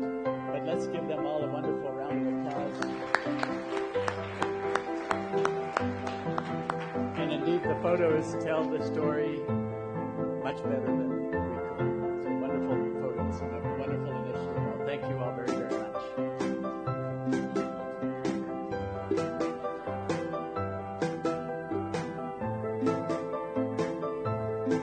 So thank you very much, David.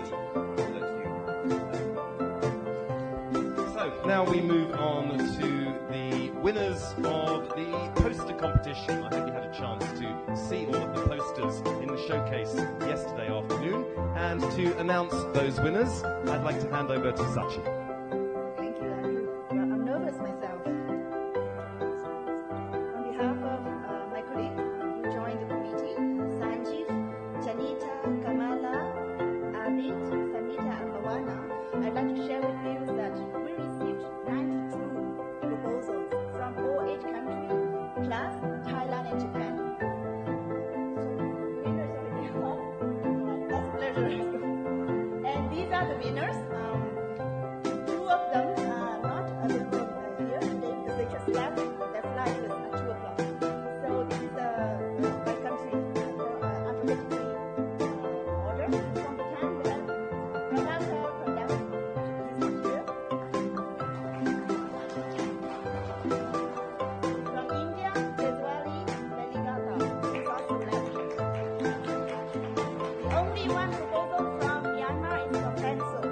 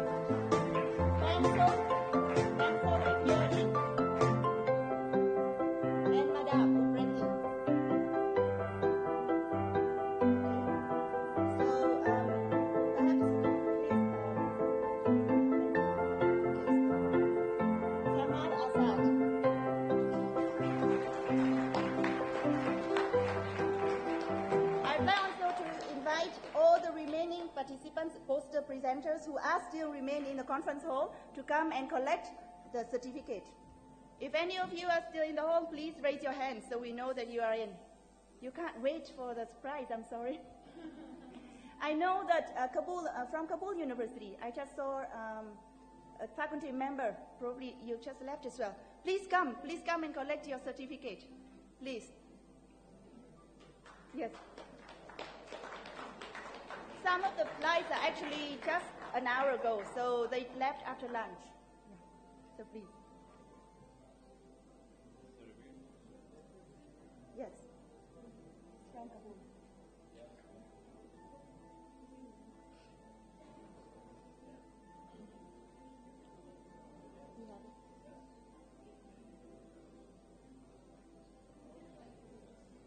And for the rest of the certificate, we will mail to the poster presenters.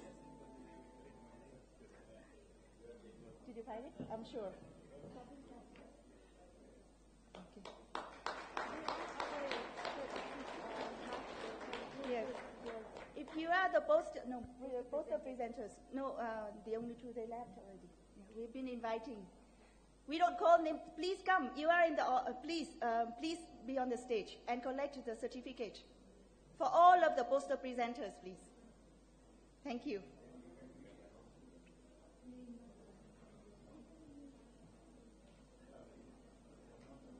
Yes.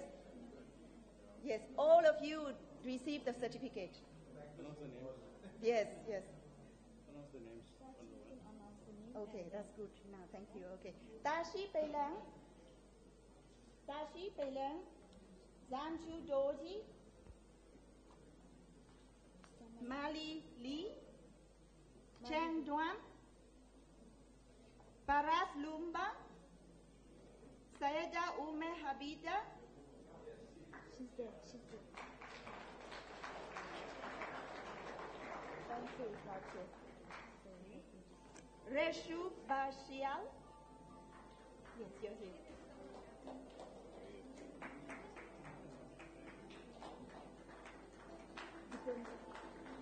Dipendra Pokharel.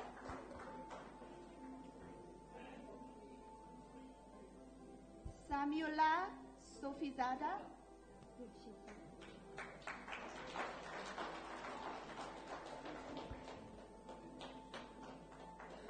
Rifat Islam.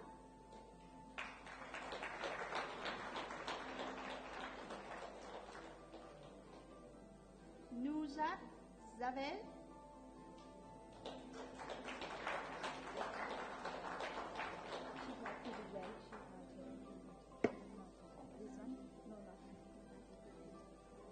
And Naomi Tina Dupertus.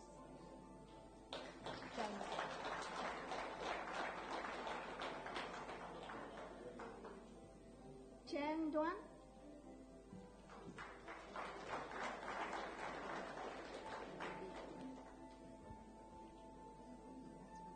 Ma Huaisia.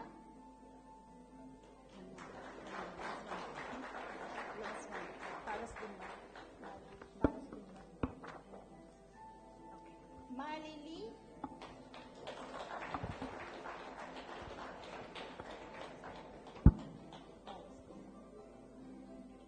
And Paras Lumba.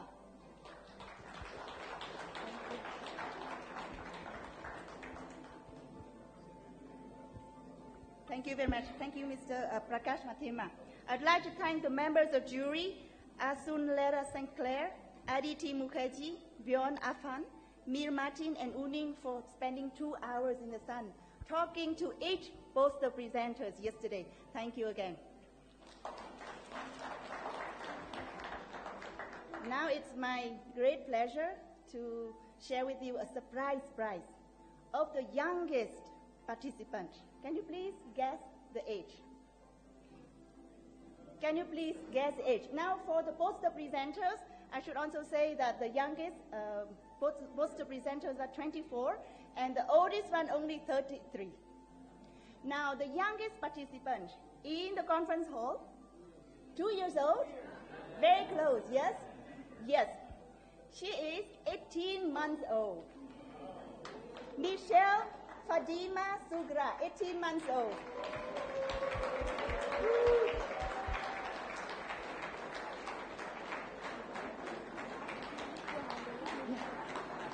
Thank you, Michelle, for not crying even once in these 3 days and a half. And thank you, Gulam Suratiumyo, for being so bold and show us it is not only possible but important to remain professionally engaged despite of, but precisely because you are a woman. Thank you. Please, I'd like to request David to give this special prize. He is also a grandfather, so. This is my happiest moment.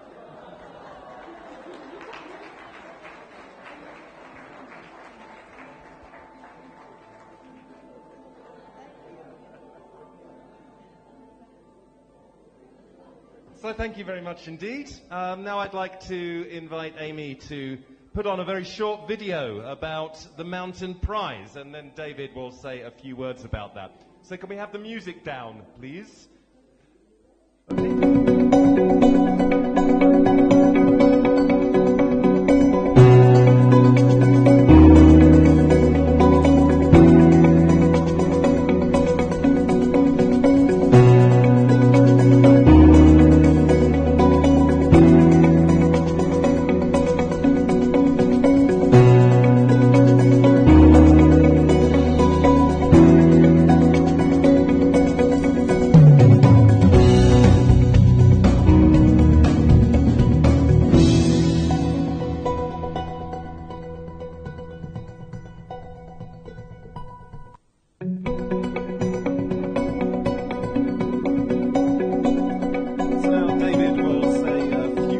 About the Mountain Prize. So we'd like, as you can see by the video, we want something new to recognize some mountain heroes or people who've done wonderful work for the mountains. Let me just tell a little bit. You can see that we'd like to give this award in June, something new for us. But the Mountain Prize was conceived by the ICIMOD Foundation. By the way, I want to recognize Hans Hurney, raise your hand at least, Hans, for helping us out as foundation chair as a means to recognize significant efforts that have been made by different individuals or institutions in advancing change for the mountain cause in the HKH through various innovations in their different capacities.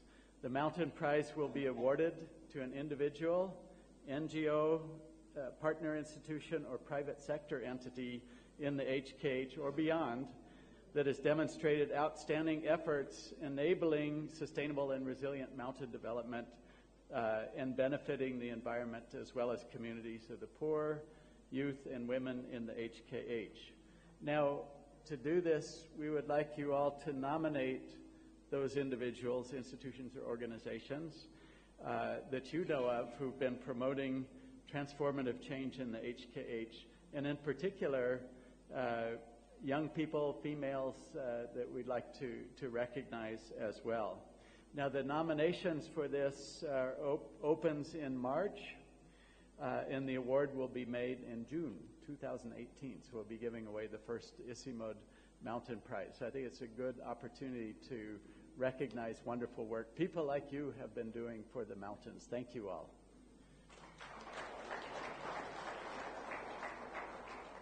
Thank you very much indeed, David.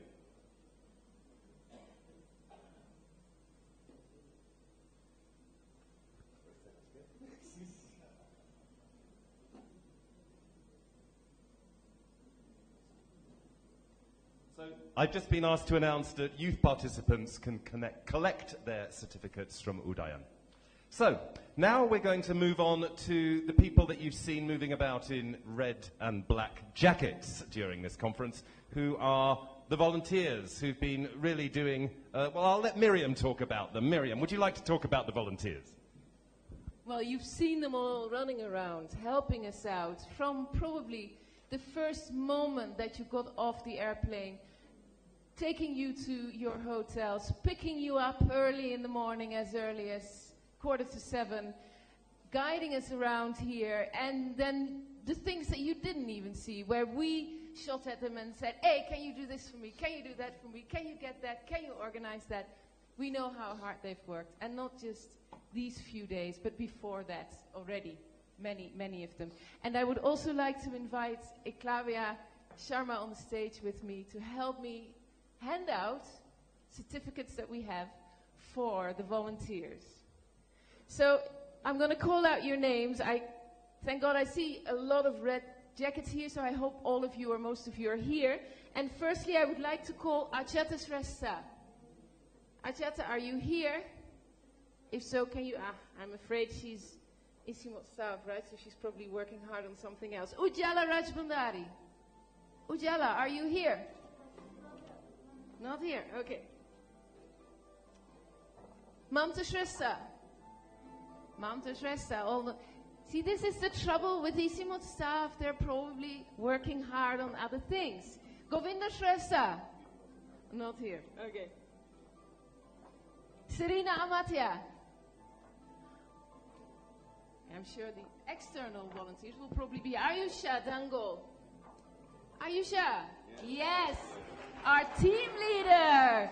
The team leader of the volunteers. She's here.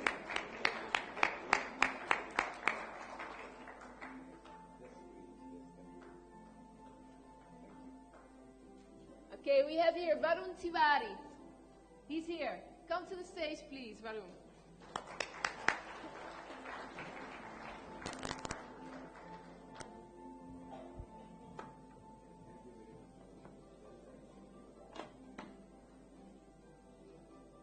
And then we have here Angel Paudel. Do we have? Yes, Angel is also here. Good. Please come to the stage.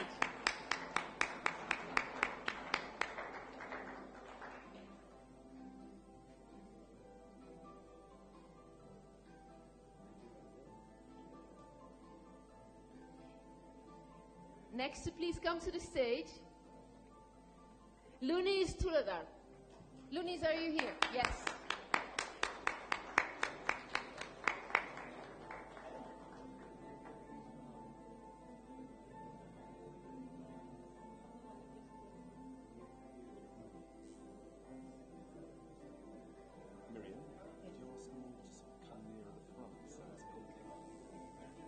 And I hope I'm pronouncing this well. Fjö Ted Kain. Yes, please come to the stage. And all the volunteers can also come. Yeah, please approach the stage. Fjö Ted Kain. Yeah.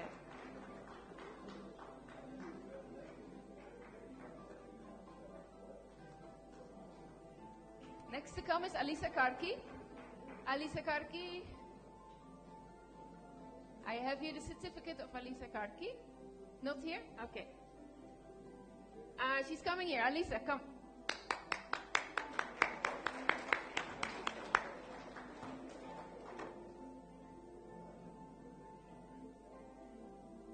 Next is Kritika.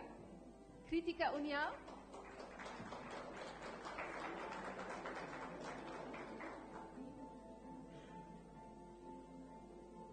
Okay, Anutapa. Anutapa, yes.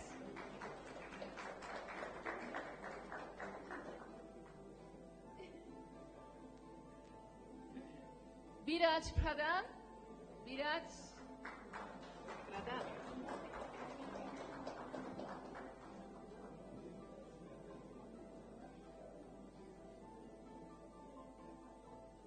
Vidya Bhandari.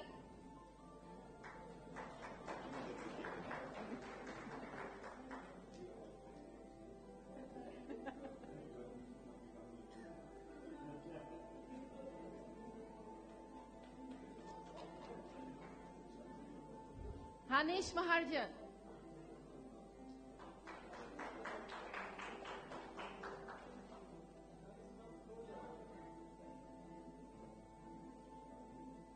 Hasana Timil Sina.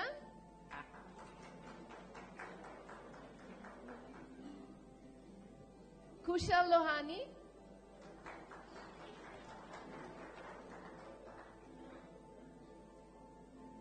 Rajana Shrestha. Rajana, are you here? Not Rajana, not here maybe. Pravash Thapa.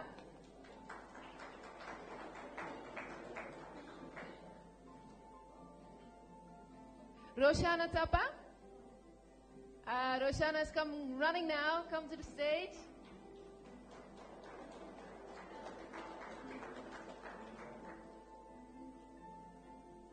Robin Lal Shrestha.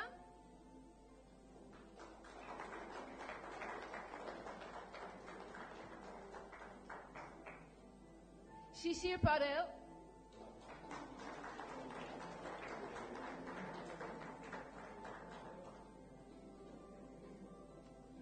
Sujan Tanduka.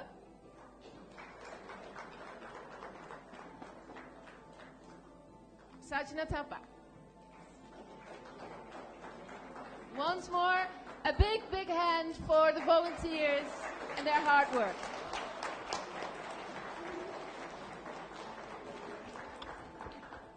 So thank you very much, volunteers. The conference could not have been done without you. Now I'd like to hand over to Kanchan, who is going to extend some thanks to some more people without whom the conference would not have been a success. Kanchan. Thanks, Andrew. It is my great honor to actually be giving part of the vote of the thanks today. When I joined this team to organize the conference, I didn't realize, how much effort it would go into it. It was like 8 months ago, and today we are standing here. And I'm sure you all know it takes an incredible amount of planning and effort to organize such an event, and we have deep appreciation and gratitude for all the people involved. I would like to start first thanking our finance team. Their work started several weeks ago, several months ago, but I know they'll be working hard for quite a bit of time. They've been very supportive, and they have been guiding us throughout the process. Similarly, I would like to thank our IT team, who's already up there. They are one of the magicians. I mean, they've made it happen. All the IT-related work, it's all gone so smoothly, and I'm sure you all appreciate that. Can we give them, both the finance and the IT team, a great round of applause? And let me thank the next team, who is travel and hospitality. The incredible amount of work that they've put into bringing over 250, 300 participants from all over the world. And the amount of planning that it went to do this, it has been quite exceptional. They have been working round the clock, coordinating the logistics, lunches, the amazing cultural show, the reception dinner, planned with the minute details. You could see it in the candles, the lights, the joy. It was on their faces as they were doing this. So I'm really thankful for them, and I'm sure you are too, for your lovely accommodation and all your travel arrangements. So can we give them one more round of applause? Similarly, I would like to thank the team of administration and logistics. This team has worked so hard. They were probably working from the very beginning, even before we all came into the picture, for over a year. And I think after the inauguration, I heard a big sigh of relief and satisfaction. Because the inauguration went smoothly. So I really, really want to thank them for their tireless effort. It would not have been possible without them. I would also like to thank, this conference had so many other things built into it, and that's why it was so incredible. The photo committee, the poster committee, the marketplace committee, all these teams worked so hard. Several teams worked together to bring this very different experience and voices from around the world, around our region together. And with all the other commitments, they made a commitment to ensure all this happened here. They reached out to the photographers, to the students, to the private sector, civil society, to really showcase their wonderful work. So thanks to all these committees. Okay. The other team that I want to thank you is the core support team. They are the core. They are our backbone, and they're holding us together. And, you know, it has been such a humbling experience working with them. You know, Tashi, who's helped with all the satellite events, 7 events happening at the same time simultaneously. It is incredible the amount of patience and organizational skill he has. I've learned so much from you, Tashi. And the other people, like, I cannot not take their name. Sabina, Samita, Hannah, Junjun, Ayusha. I mean, they are our pillars of support every day. I don't think I've seen a more hardworking group of people who think on their feet while they have smiles on their face.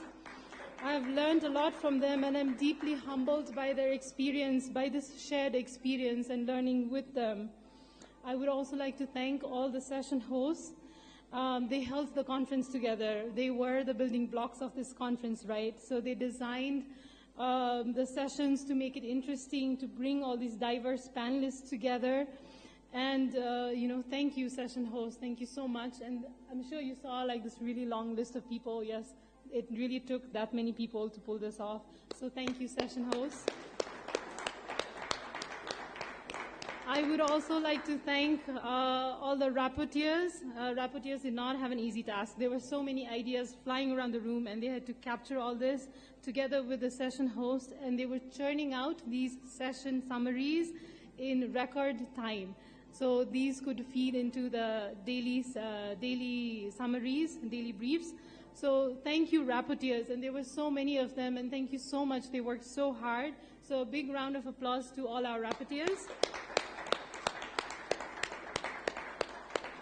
I would also like to thank all the vendors. They have now become an extended family of ICIMOD because they were printing things overnight, making sure that they were delivered on time, making sure that the food was not cold, that we had like extra plates for anybody and everybody. And they took on our very challenging last-minute requests without any hesitation. So I really want to thank all our vendors, our hotels, our printing press, our IT group. Thank you so much. And next, I would like to invite Nand to give another set of thank yous, because yes, it takes an incredible amount of people to put this together. Thank you so much.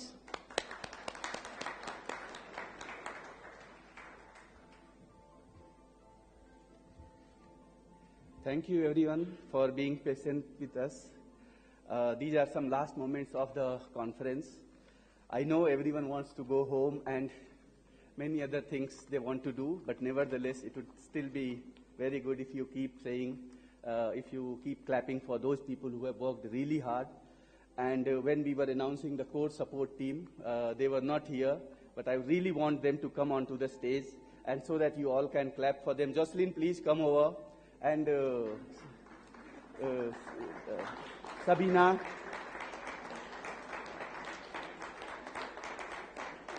Hannah, are you here? This is, during the whole process of our last 4 or 5 months, I never got upset with anything, but this time when they need to be here, half of them are not here because of the work they are doing still, so that's really not so good. Ayusha? Where are you? Junjun? Junjun?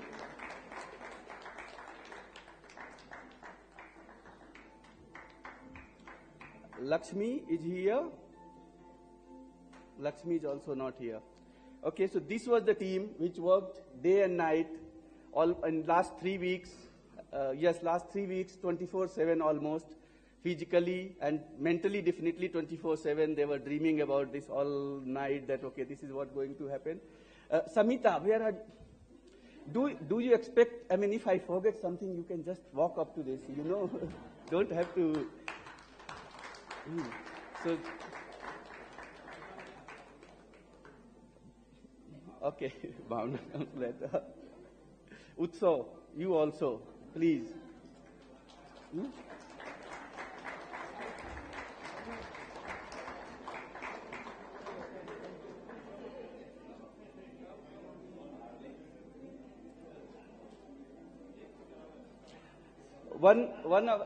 Jocelyn is one person, no one in this conference hall who has not received an email from her. So please give a absolute flawless execution of the correspondence with the participants. And rest everyone, they really did. I think one of the things which I want to say about them, that this was the time, last 4 or 5 weeks, they came out with the best of their abilities. I think they were surprised with themselves. I was surprised with them, that they really achieved something which they themselves expect for us. So this was really fantastic. Thank you, everyone.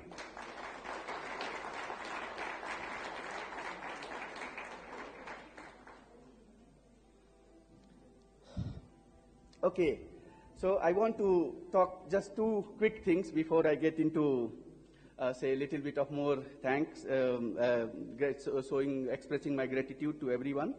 One of the things is, most important actually, is to you all, who have all worked, really spent 3-4 days here and contributed to something what we are calling it as action agenda. What started with a little idea a few months ago. Brij Mohanji, are you in the hall? Yes. So what started with his, Mohanji, please come. Yes. Please come in the front, we'll call later. Brij Mohanji, you came up with this idea of Himalaya calling, and then three more of us joined this idea that let's make this session around action agenda. And then during the conference, we got 20 more people to join, some from ICIMOD, some from outside. We had a brief meeting. And then today, we have almost 200 people contributing to it. And then finally, this action agenda is there. And we really wish that it goes beyond any boundary, with hundreds of thousands of people taking this as their own action agenda. That's our idea. Okay, now we have Mohanji, and he really deserves a special mention and special efforts, because around 15 days ago, we were walking in this hall and we were not sure that this hall will be ready or not. And then we were smiling at each other, we were challenging each other, and I was on the other side that it won't be possible, because I gave several arguments that it won't be possible. And we almost bet with each other, and I'm so glad to say that I lost my bet without really putting any money into it. But it really, it was the most precious moment for me when I discovered, around 2 days before, we were quite confident, yes, this will be ready. And that was just because Mohanji, day and night, together with his team, extended team of ICIMOD staff, plus also the contractors, everything worked out like a magic. An absolute magic, and this hall is ready. Please give him a big round of applause.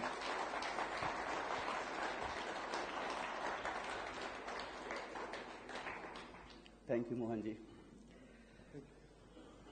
Okay, the communication team.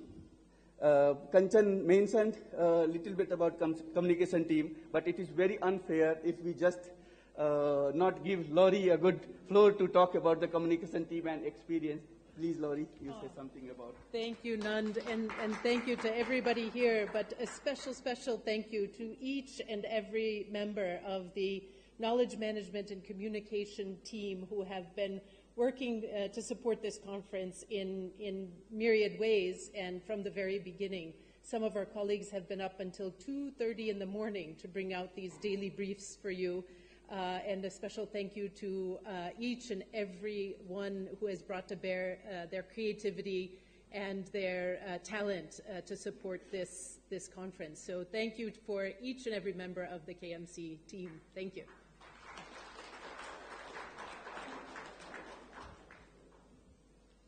Okay, now some more expression of gratitude. The Ministry of Population and Environment, from the very beginning, on day one, also mentioned that they were really extremely, not only collaborative and cooperative, but very proactively working together with us. 4 months of, say, this is, second half of this year, around June, July, August, September, with Dr. Oli and his team, really contributed a lot to designing this conference in a very particular way. And then, much to our delight and surprise and to our pleasant experience, when Mr. Prakash Mathema took over just 3 weeks ago, we were a bit, honestly, to be honest with you, Mr. Mathema, we were a bit nervous in the sense that suddenly there's a new person whom we have to explain everything and say that take on board. But it was a real delight when we had our first meeting with you in your office, and you at least definitely gave us an impression that you knew everything about it. And it was true. I think you knew everything about the conference. You were so well prepared and so well prepared to help us, to guide us through the whole process. And I cannot thank you enough that in 3 weeks' time, you, from the day one when we met, and then you took the full charge and helped us in this. So please give a big round of applause to Mr. Prakash Mathema. See, we were so busy that we could not prepare the list properly. So now the list keeps coming, and anyway, we'll go on for a few more minutes. Kindly bear with us. So now yes, they are very, very important. I don't know if any of you noticed, there's a team of NEFEJ, Nepal Environmental Federation of Environment Journalists.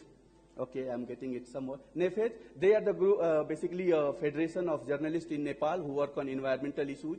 They helped us in documenting the whole conference. They have made videos of 5 minutes each. They are on YouTube. Please watch them, and you are all captured in those videos. I'm sure it will be delight to watch those videos. They have done a great job. Just type Resilient HKH and you will find their videos on this. We wanted to show the video here, but we could not manage due to lack of time. Okay, then Himalika team.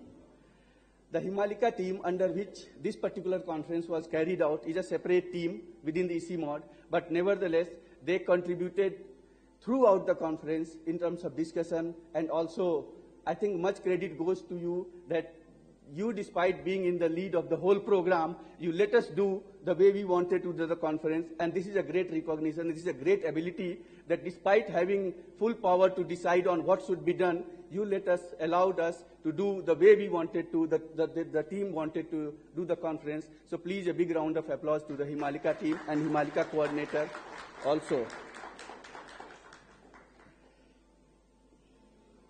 I would also like to thank the media from 8 regional member countries who came from the, different countries and have reported quite extensively throughout the conference. And this has been a delight to work with them, because working with media, we learn how to communicate in a simple language. And that's what we learn from you, and we make more efforts to make things simple. So big round of applause for them as well. Okay, now coming to internal ICIMOD, the advisory committee of ICIMOD, which guided the whole conference, and they gave us input at right time, how to organize, what to do, and it was a very intensive interaction of the advisory committee, entire advisory committee throughout the conference. I might miss some name, nevertheless I would still like to take the names without any intention of missing someone. So if I miss someone, please excuse me for that, but doesn't mean that we are missing it. Dr. David Molden, who throughout the process from the beginning of this year itself, he took a lot of interest in the conference, guided us, and helped us in organizing this better. Dr. Eklavya Sharma, Basanta Shrestha ji, Shekhar ji, Brij Rathore, Mir Matin, Wuning, Aditi Mukherjee, Gulam Rasool, they all provided a lot of input on designing the conference, designing differentiation. Rajan Kotru provided a lot of ideas and also his staff to support the conference. Mandira Shrestha, Arun Shrestha, Chanda Gurung gave a lot of input on gender issues, how do we cover that. Philip, who has been throughout with us, became more or less part of the core team. And most importantly, one person which I cannot forget, Prerna Thapa. Not only was she part of the committee, but also she took on all the challenge to handle all the logistic, admin, everything. I can't see her here. I hope she is around and she can join us in this meeting. But she has been one person I would really appreciate if all of you can give a really big round of applause. She organized the whole dinner for us. Then Abid was also part of the team. Farid, who also part of the advisory committee, and we discussed Jasraji bringing the high-level participation from Pakistan, as well as all other country focals who helped us during this process. When you bring a VIP, it's a additional, it raises the profile of the conference, but it also raises a lot of work to the conference. And I can see Dr. V.K. Sarsat is already smiling. It is true, but we have a lot of colleagues who I did not have to bother about anything. They really took independent charge, and thanks to all the country focals who managed this very well. Now, coming to facilitators of the conference, Miriam and Andrew. Do I need to say anything about them?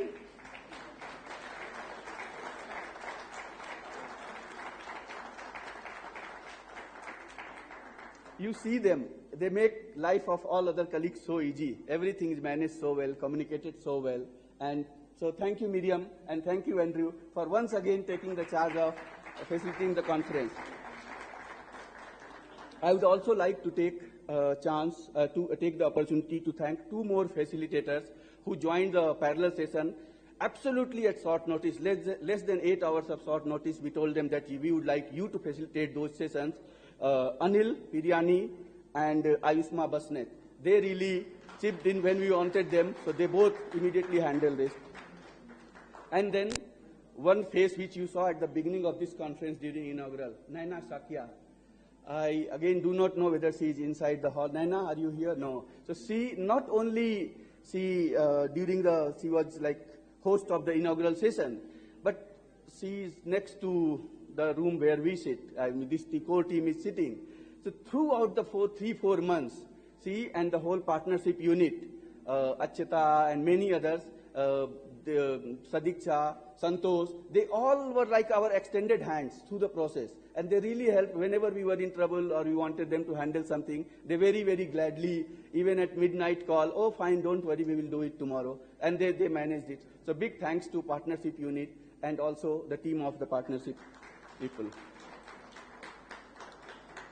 Now, the conference core team, in the sense the team which was conceptualizing the conference, thinking about how to organize the conference and spending time on it, and took the responsibility to do it.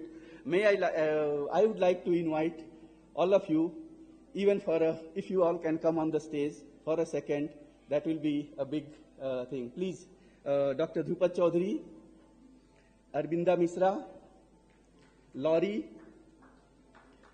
Kanchan, Bhavna, Jocelyn. Okay, again, half of them have left, but nevertheless, those who are here, please give a big round of applause to all of them. Prerna is not here. Yeah?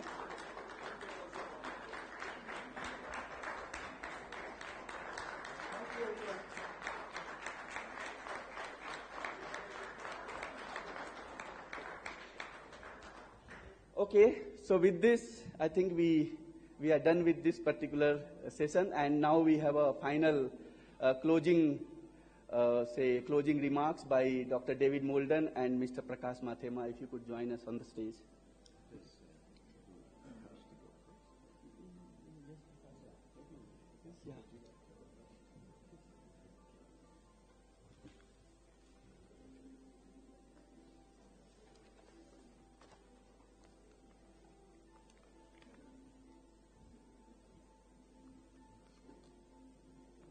Thank you very much.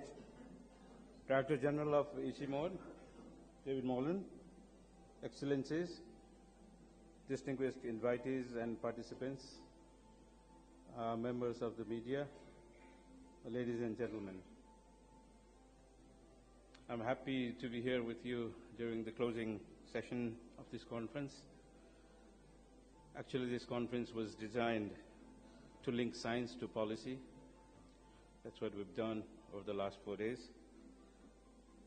Link local, national to the global issues, and also link micro to meso scale regarding resilience building in the mountain areas.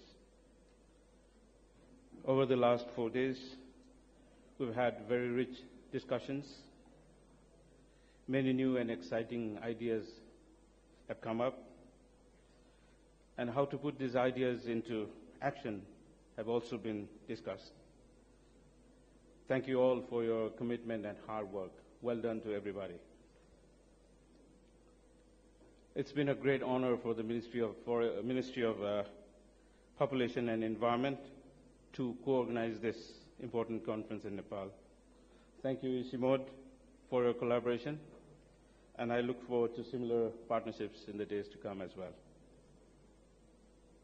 I'd like to thank all the keynote speakers, all the panelists, all the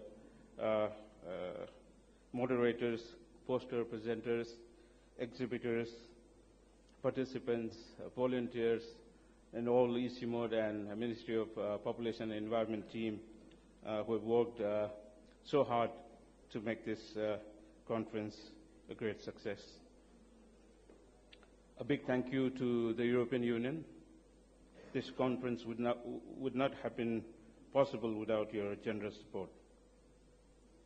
Ladies and gentlemen, I'm happy that this conference has been able to raise awareness on resilience solutions from mountain perspectives. I trust this conference has also been able to foster a partnership for urgent actions to combat climate change and other threats to the lives and livelihoods of the people, vulnerable people of this region.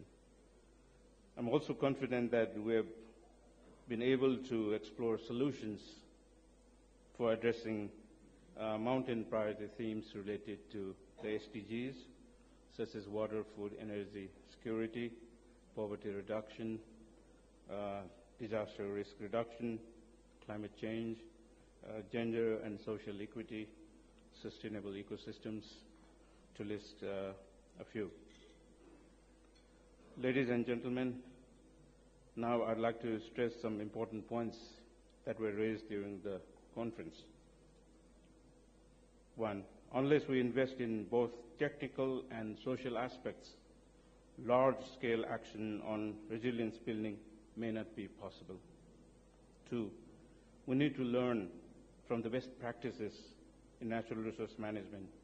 Community Forestry Program of Nepal is a case in point.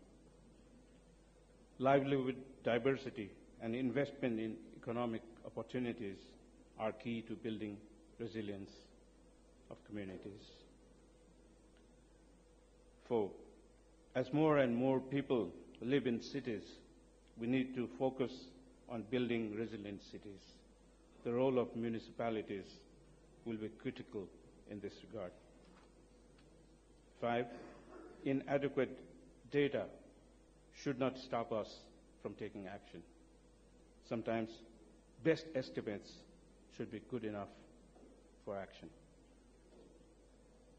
Institutions are central to resilience building efforts.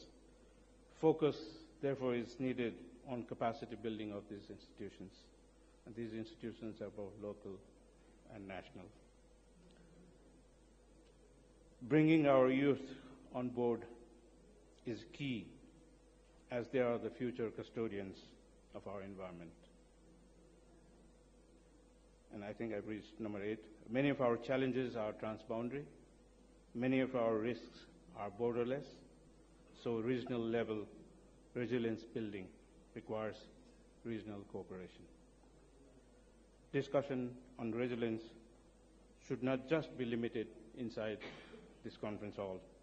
Our discussions should continue beyond this conference. On behalf of the Ministry of Population and Environment, I thank you for your policy recommendations. We are committed to turn these recommendations into concrete actions. Actions to make our communities and ecosystems capable of enduring stress, capable of adapting, and capable of thriving in the face of change. To all international participants, I wish you all a safe and pleasant journey back home. I hope our paths will cross again in future. Before I close, I would like to quote Orny Harwell, who is a famous American sportscaster. He once said, quote, "It's time to say goodbye, but I think goodbyes are sad. And I'd much rather say hello to a new adventure," unquote. Ladies and gentlemen, so instead of saying goodbye, let's all say hello to a new adventure. An adventure of optimism, an adventure of action, and an adventure of partnership for ensuring a sustainable and resilient future for the Hindu Kush Himalayan region. Godspeed to all of us. Thank you very much.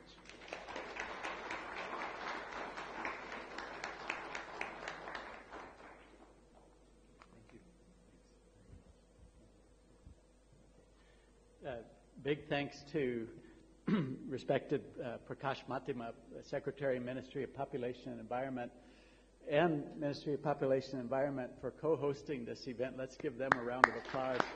I particularly, really very much let's appreciate the European Union for huge support for this conference. Please, round of applause.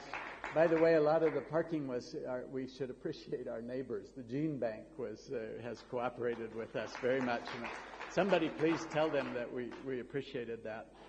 I think I really want to thank our fantastic, creative, hardworking ICIMOD team. And I think it just shows what you can do with cooperation, teamwork, actually from about 20 different countries working together to do great things. What an unbelievable team. Thank you, Team ICIMOD, very much. Thank you, Nan, for your leadership very much in, spearheading the event. Big, huge round of applause for you. I have just one request, especially for all of us, is if we could take one action, do one thing, at least, from what we got, some idea you got from this conference. I think if we can all do one thing, then this event was worth it and would have been a huge success. So please, everybody, up your hands if you agree to do one thing, okay?